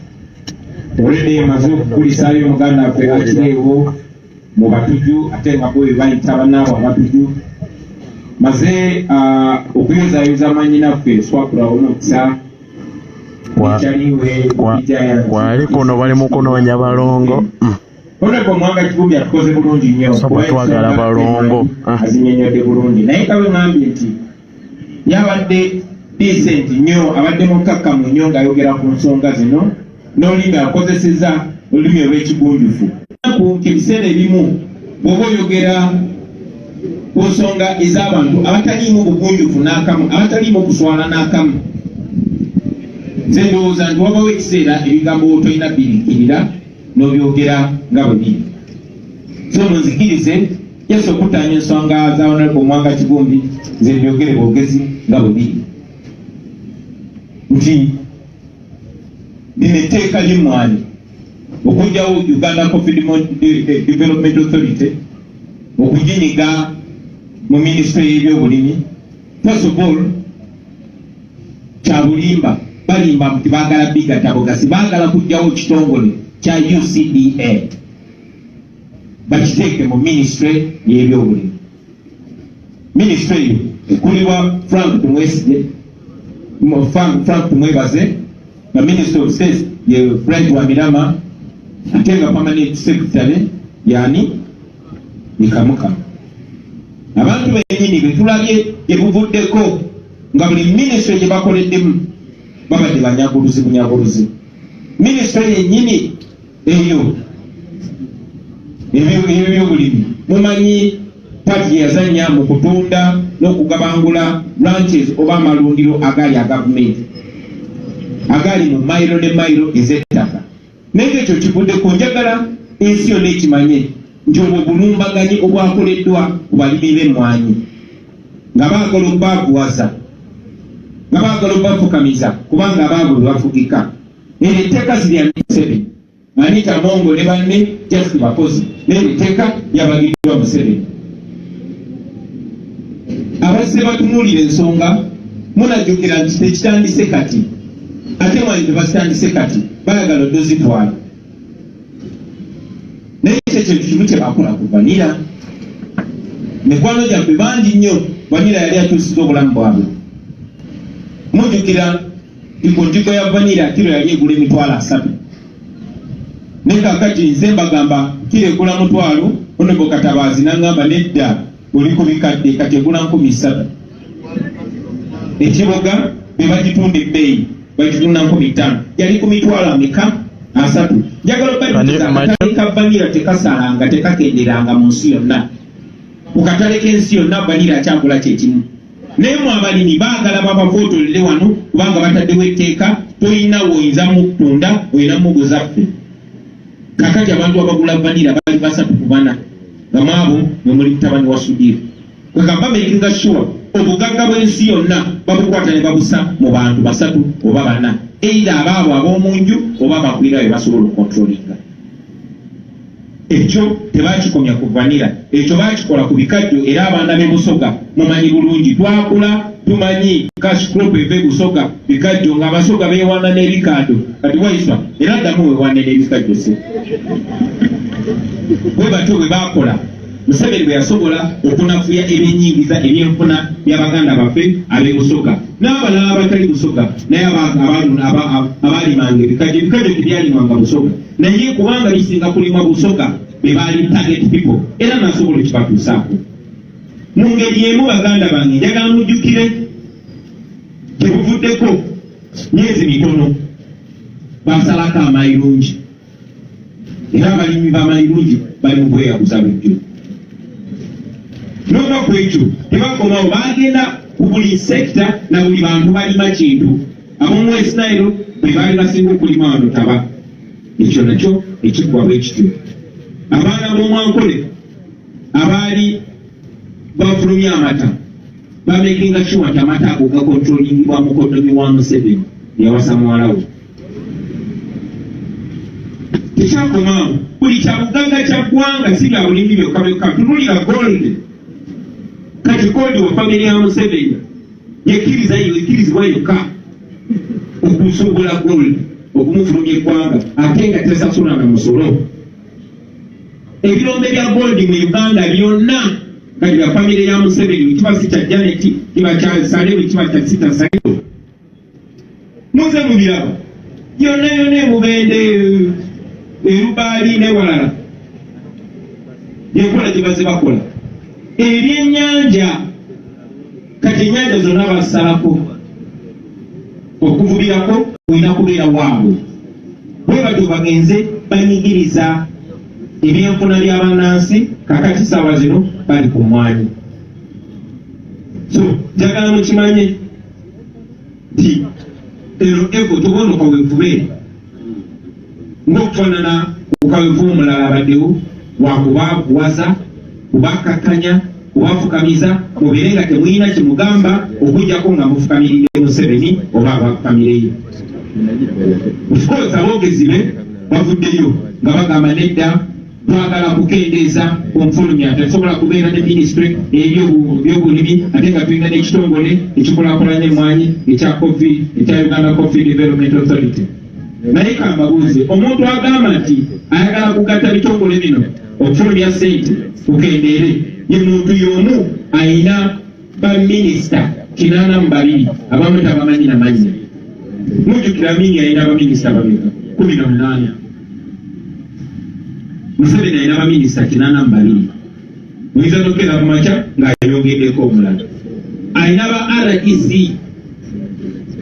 n'ateekako ne ba deputy RDC kati ataddeko ne ba assistant deputy RDC abo nabona basasulwa ku ssente ya muwa musolo owa Uganda naye agamba teyagala kola ki kukendeeza twejaajanja nansaasaanya oyo ensonga zinankweyifumata ziraba biliyoni 2 buli lunaku biliyoni 2 oyinza okugamba zibafumbisa baziteeka mu kyoto ye muntu y'omu abantu be bappa triliyoni 10 buli mwaka mutabani wanyu ferioni okusololezebwa mu musolo so balinda nga zimaze okusololezebwa ne basooka ne batemako ezaabwe ye muntu y'omu ye muntu omu agamba nti kati emmwanyi ayagala ginyiga mu ministry ey'ebyobulimi naye nga ministry nyingi bwe ziri waliwo ministry y'ebyobulamu ministry of health naye under state house yateekawo budget number eringa ministry tulina Uganda Revenue Authority naye yataddewo revenue intelligence unit mu state house n'agiwa budget naye eringa ya ministry tulina ekitongole kya IGG Inspector General of Government naye yateekawo state house anti-corruption unit naye n'agiwa budget eringa ya ministry yagamba nti ayagala kugatta ze ministries tulina Minister of Lands naye yateekawo land state house land protection unit n'agiwa budget naye eringa ya ministry naye agamba ikuke emmwanyi tusaasanya sente nyingi nnyo so njagala mumanye ti bino byakubasibubasa naye ng'ekigenderwa kubaabuwasa agenza okulaba mu mmwanyi mugaggawala nnyo n'agamba nazo kanzikwateko ate nga bulunakkiriza nazo jja zitwala Museveni tagenda kyalina kyagenda balekera mujjukira banga toneriise yali ayagala kutwala ttaka lyammwe lyonna ng'ayagala kuyisa etteeka nti gavumenti ate nga mumanyi Museveni ye gavumenti wano bw'aba yeegombye ettaka ajja buzi n'agamba nti ettaka gavumenti eryagala litwala tujja kubulya sente meka gavumenti ejja okuwa abantu bamala kulemerako ekyo tekifa so musaba muleme kusuula siteepu mulemereko nnyo ku mulundi guno kubanga singa temulemerako baganda bange mujja kuba muwenda tonego omuwanga kivumbi tukoze bulungi nnyo n'obitunnyonnyola mu detail yabyo tegwali mugaso gwonna gwa kugatta bitongole kuba kibagezaako okukola Kenya yakikolako enyingiza mu sekka y'emmwanyi neyeesana ebitundu 5 ku 10 balina okuddayo emabega kakati ffe yesi emmwanyi yaffe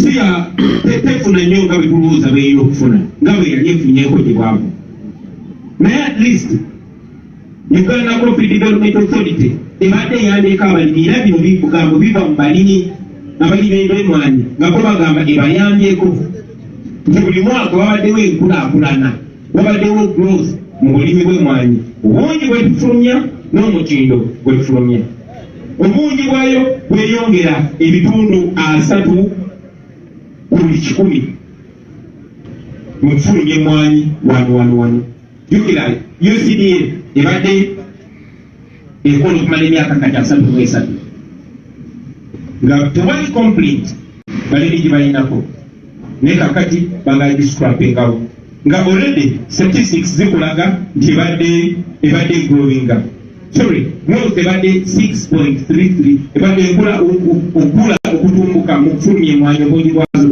zeyongedde omwaka oguwedde 2023 financial year weyongedde by 6.33 ku buli 10 obutundu 6 n'obutundu 3.3 ku buli 10 yenkulaakulana y'emmwanyi tweyongedde okufulumya okuva okusinziira ku mwaka buli omwaka twafulumya ensawo z'emmwanyi miliyoni 5.8 2.23 ne kakati statistics zikulaga nti omwaka guno 2023-2024 okufulumya emmwanyi wadde kwongedde okutumbuka twebaza bonna abapromotinze emmwanyi okuzirima n'ozifulumya nti kati omwaka guno gwako guno gwe tuli gwennyini financial year yennyini tufulumiza obusawo bw'emmwanyi bubaaga miliyoni 6 n'obutundu 13 so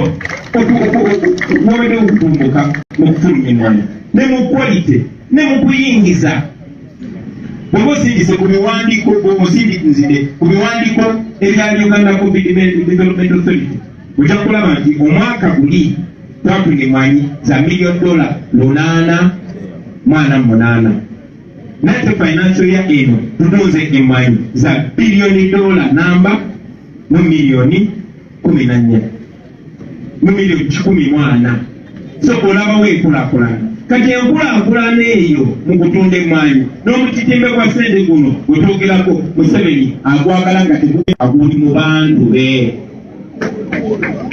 ekyo kyayagala era bwe munakiriza bwe kigenda okubeera eyo engeri yokka gy'osobola okufugamu abantu nga wava ssente nyingi raga ono wavaawo $1 namba n'omusomi kakati esekita mugimpe ngekwasa abantu bange tebabalimba n'omulundi n'ogumu. Emmwanyi kibadde kya bugaga eri bannayuganda historically wadde twasebengerera naye essaawa zino tuli ba musanvu mu nsi yonna mu kulima emmwanyi naye yetayagala kibeere nti fe bannayuganda ffena ffe omusanvu ayagala kubeera tiye abantu be ab'omunju bakwasiza emmwanyi zaffe be bannamba musanvu n'obugaga obwo bugenda erifo. So kino kigenderere kukwata sekita y'abantu abangi miliyoni ne miliyoni. Udde wano miliyoni 10 how many families? Families enju miliyoni 12 omanyi amaka obukadde 12 n'ekitundu nga be bafuna mu mwanyi be bayimiriddewo ku mwanyi be basabayiringa ku mwanyi be basomeseza abaana ku mwanyi abo bonna obugagga bw'abantu obugagga bw'enju enju ebeeramu abantu babika ekitono kati twogera ku nnyumba miliyoni 12 n'ekitundu obwo obugagga bonna baagala kwefunza mu lunaku lumu baagala kukyusa ekyo obugagga obwo buve mu bantu abo budde mu famire ya Museveni n'abo abamulya mu nkalo. So that is the reality. Era njagala obasaba namwe mukinyonyola abantu abalala baki understanding balina kuleeta obubadi bungi kati bagambye twataddewo coffee plant erentungamu. Yes kirungi zentungamu bakodomi bange naye tubeere bamazima emmwanyi ziri mwa Uganda yonna. Omwamba otya nti emmwanyi ezivudde embaale ezivudde wano Buganda ezivudde Soroti ezivuddewa zonna zirina kukola ki? Kibakyaba ye disitulikiti esinga okulima emmwanyi mu ggwanga lino. So awo nawo wabaawo obutali bwenkanya. Nga natera okumaliriza njagala tutunulire n'omwoyo etteeka lino mwe baalireetedde. Mwoyo ki mwe baaleetedde lino etteeka? Lino etteeka mu ndaba y'omuntu yenna ne bw'aba ategeera mpola mpola alaba nti lino etteeka baalireese kubonereza Abaganda. Kubanga mwe besinga okulima emmwanyi n'abeeyo ebugisu. Ate nkyongeddeko wano mu Luzungu naye mbadde siriasi nti wano mu Buganda waliwo ebintu byawo. Naye ate mu mmandwa eziri wano waliwo emmandwa gye bayitaani esobola okukola ki? Mugende muginoonyerezeeko asiniddeemu. Emmandwa mwanattu esobola okutemba wonna wooli nga bakoze ekikolobero oba wabbye waase muntu obeera awo ogenda okulaba ebigambo bikusaba otuse nga weeyanise ng'ekwanise. Mu Lungereza bakiyita British slip of tongue. Nefe wano Buganda bagiyita mando. Obyogera totegedde. Kati yagenze n'etembanita amongo. N'abyogera byonna byonna. So ekyo njagala kibalage omwoyo gwe baaleeteddemu etteeka lino. Babadde baagala kukkakanya.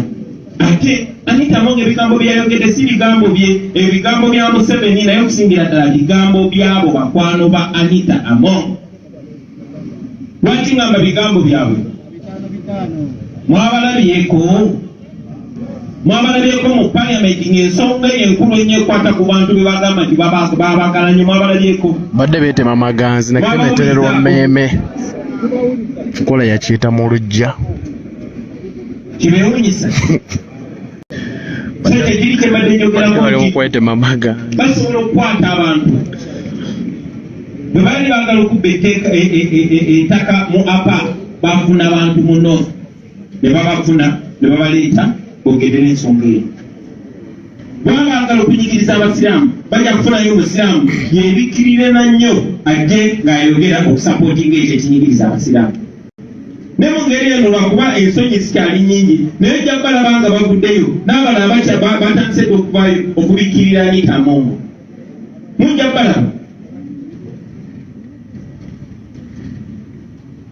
balaba nga bafuba nnyo okubakonvinsinga mmwe okubalaga nti omuntu abanyigiriza ye mukwano gwammwe ate omuntu agezaako balwanirira ye mulabe wammwe. mujja kubalaba nga bafuba nnyo tekyewunyisa yagadde bajjukiza nti abantu abafaanana bwe bati bassebo ne bannyabo bye boogera just tebiba birowoozo byabwe janze ndowooza bwenge birowoozo byange byawukana ku byo no teba nsobi eno projekiti yonna ey'okukompavarishinga ey'okunafuya n'okwagwaza n'okufufugaza abantu era eyo projekiti ebaako abantu bangi wabawo abagikulira walawo abapulinga paati ng'eyabanikamu walawo abapulinga paati ey'okuwamba obuwambi abantu waliwo n'abapulinga paati ey'ogendanga ku mpewo ne boogerera ebyo bikolo bino nga babifuula ebirungi ate abapulinga paati nene kuba baagala okulaga nti ate omuntu omukyamu ye mutuufu omutuufu ye mukyamu baagala okulaga nti mulabewo ye mukwano gwo ye mulabewo abantu abo mwebegendereza nga tebabeera innocent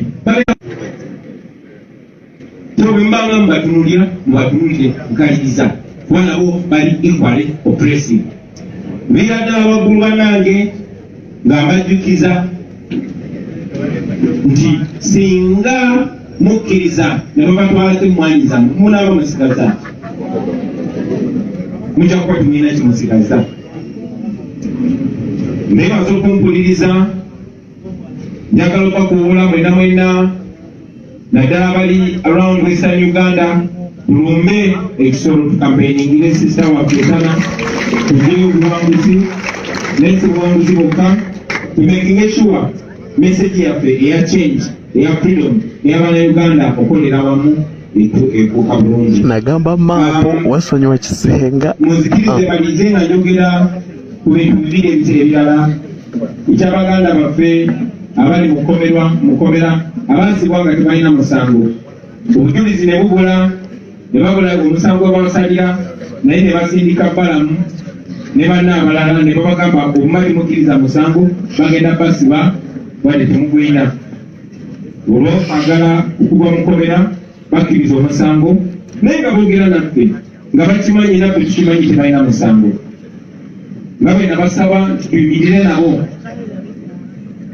saawa zino toyinza banenya nnyo kubanga bali mikono gy'amulabe waabwe nate mu kiseera kye kimutuusamu nnyo ekitiibwa abakomrade abalemeddeko abakomrades nga Matete nga Kalanzi n'abalala kubanga si kya buzira okukkiriza omusango gw'otazizza nakyogerako muzikirize neera mutakikeno kyogereko kibi nnyo nti bakola abaana b'abandi okumuntu osinga okukkiriza omusango gw'obutujju omuteekeko mu maaka nti ono terrorist naye omusango ogwo taguzzanga naye tumanyi nti nga tumaze okuddayo mu kooti ebyo bisango byenabeera tubisazeemu kubanga byakisula ekyennaku nti gavumenti ya Museveni terina limiti mu buswavu bweyinza kutuukako bagenze abo abantu oluvannyuma lw'obakkiriza ebisango gye batakola ne babasalira n'obasalira ate balamu n'abagamba kati oluvaayo tubatuusiza kyankwazi mugende babayigiriza okuwagira Museveni. Of course abasinga babiganye nayogeddeko ne mwanyinaffe Olivia Otaaya nantegeeza nti wadde bamukkiriza byatakkiriza naye ate bamusalidde omusango bakusalira omusango gavumenti bajja kigwinako obuvunaanyizibwa kati asabinga kibonerezo kye era bw'avaayo ayagala kudda waka kusinkana famire ye naye ekyo kisobola okubeerawo only singa muvaayo nammwe ne muyimirira naye njagala okibasaba mwennayo ku social media abali mu Uganda n'abali eyo mubayambeko bannaffe abasobola okutuukira ebitongole ebirwanyizibwa eddembe byonna byonna that is extra torture mu bigambo bye Olivia yagambye teyeetaaga rihaabu bwe ba rihaabu ekomera bamusibye ate nga talina musango gwe yakola so bamuleke ekiseera kye kye bamusibye ekinaggwayo bamwesonye baleme mulemerako ate mutwala mbyatakkiririzaamu nyongera n'obajjukiza baganda bange nti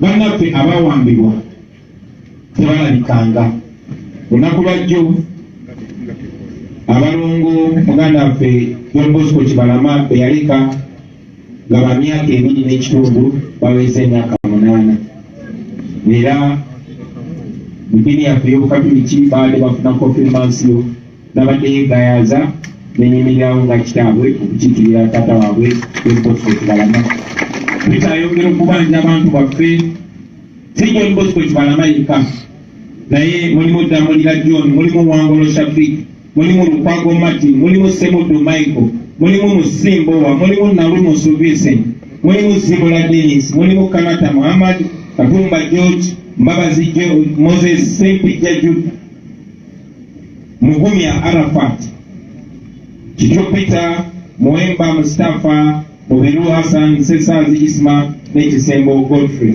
Abono buka kwetulirako amanya naye bangi nnyo ababuzibwawo betwongera okunoonyerezaako abamu famire zaabwe zitya okuvaayo okuba bazimanyi ne batiisibwatiisibwa bayinza n'okubatuusako obulabe naye tetugenda kubafaabo paka nga tubafunye. Tusabe Katonda babeere nga bakyali balamu naye ne bwe tebakyali balamu babatuwe tubazike mu kitiibwa tumanye ekitwabo mubaabatemula. Naye njagala okujjukiza Museveni n'abo abasajja bakozesa Baddamulira n'abalala nti olunaku lumu mujja kusasulira ebikolobero byemukoze ku bannayuganda. Webale nnyo mwebazibwe. Okay, butereevu omulungi ali ku Sama Uganda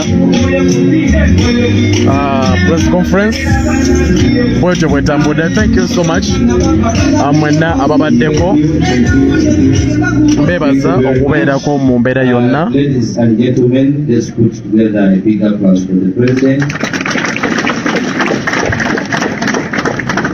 President Sebo ensonga z'obadde yogerako mu financial year 2023-2024 bayisa obuwumbi 38 ne babutwala ne bashamaire tunga mu kusettinga up back, era gavumenti mu bbiri mu mwaka gwe gumu newa contract Vinci Uganda Vinci Coffee Company Limited nga yalina obuvunaanyizibwa bw'okutunda kofi paka mu 2032. Era gavumenti kati yasayinize MOU ne Chinese Communications Construction Company okutundira emmwanyi. Kati lwaki gavumenti erwana okukola ebyo byonna kubanga yakola endagaano emmwanyi yagigabadda. Kati byonna bino it's just following backwards okutuukiriza kiri. Tweyanziza nnyo tweyanzirege olwamwena ababadde wano era bafune oluyimba lwemujja wano Beatrice onoonyeza ki? People power. Then the president will leave. Thank you.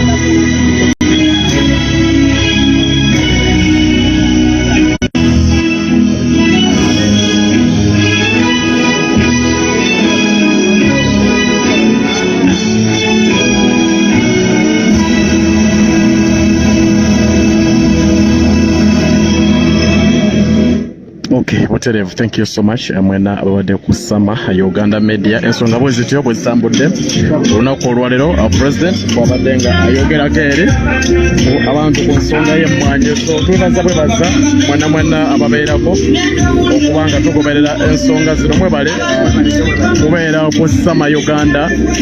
Ngenda baweereza paka kuwulira bubi kuba neewayo baweereza. So ambebaza bwebaza ku nsonga za airport pickup.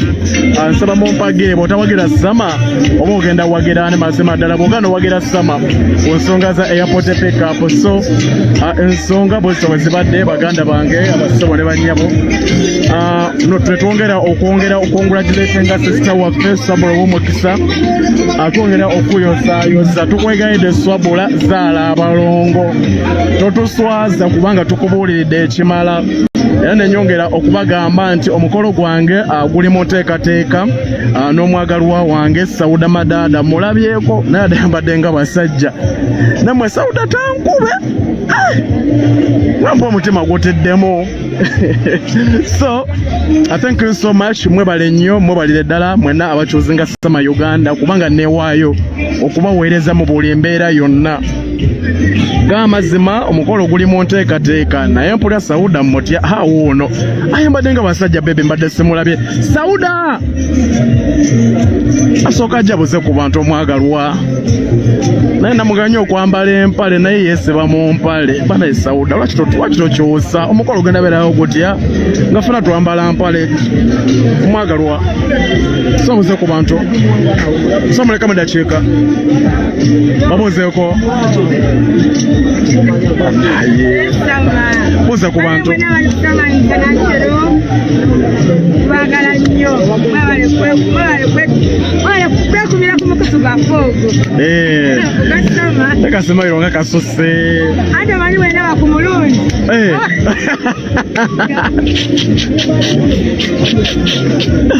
ebyo byomwagala ebyo byomwagala ebyo byomwagala bana mwagala ebyononese so banaye enteekateeka bwezisobwezi badde abantu b'ekisolo banaye mubeereeyo tusobole okuba ate nga tunoonyeza muganda waffe Tana akaluluso enteekateeka bwezisobwezi badde abaganda bange basebo ne bannyabo mwenna ababadde ku mukutu ogwa Sama Uganda kale mugenda kunzikiriza mberekereze countrywide tour egenda kuba edda mu nsinza vaano nga somedde ku Anko Yisima tomusange nkwagala nnyo nkussaamu ekitiibwa so mukkirize mberekereze atakumira mpeera bankumire yenze Sama Uganda Mukama Katonda abanjagalire abampeera omukisa abankuumire mbaagala nnyo sibaagala kitono mbaagala nze amberekereze ku nsonga z'embaga ayagala okusonda ku ssente z'embaga ngenda bagamba essaawa yonna n'omwagalwa Sauda Madada mumulabyeko so ku airport pickup eri 0704915969 that's my number ate enamba endala eri 07629525 munga kukiriza mbuze ku Katongole amumera nsanafu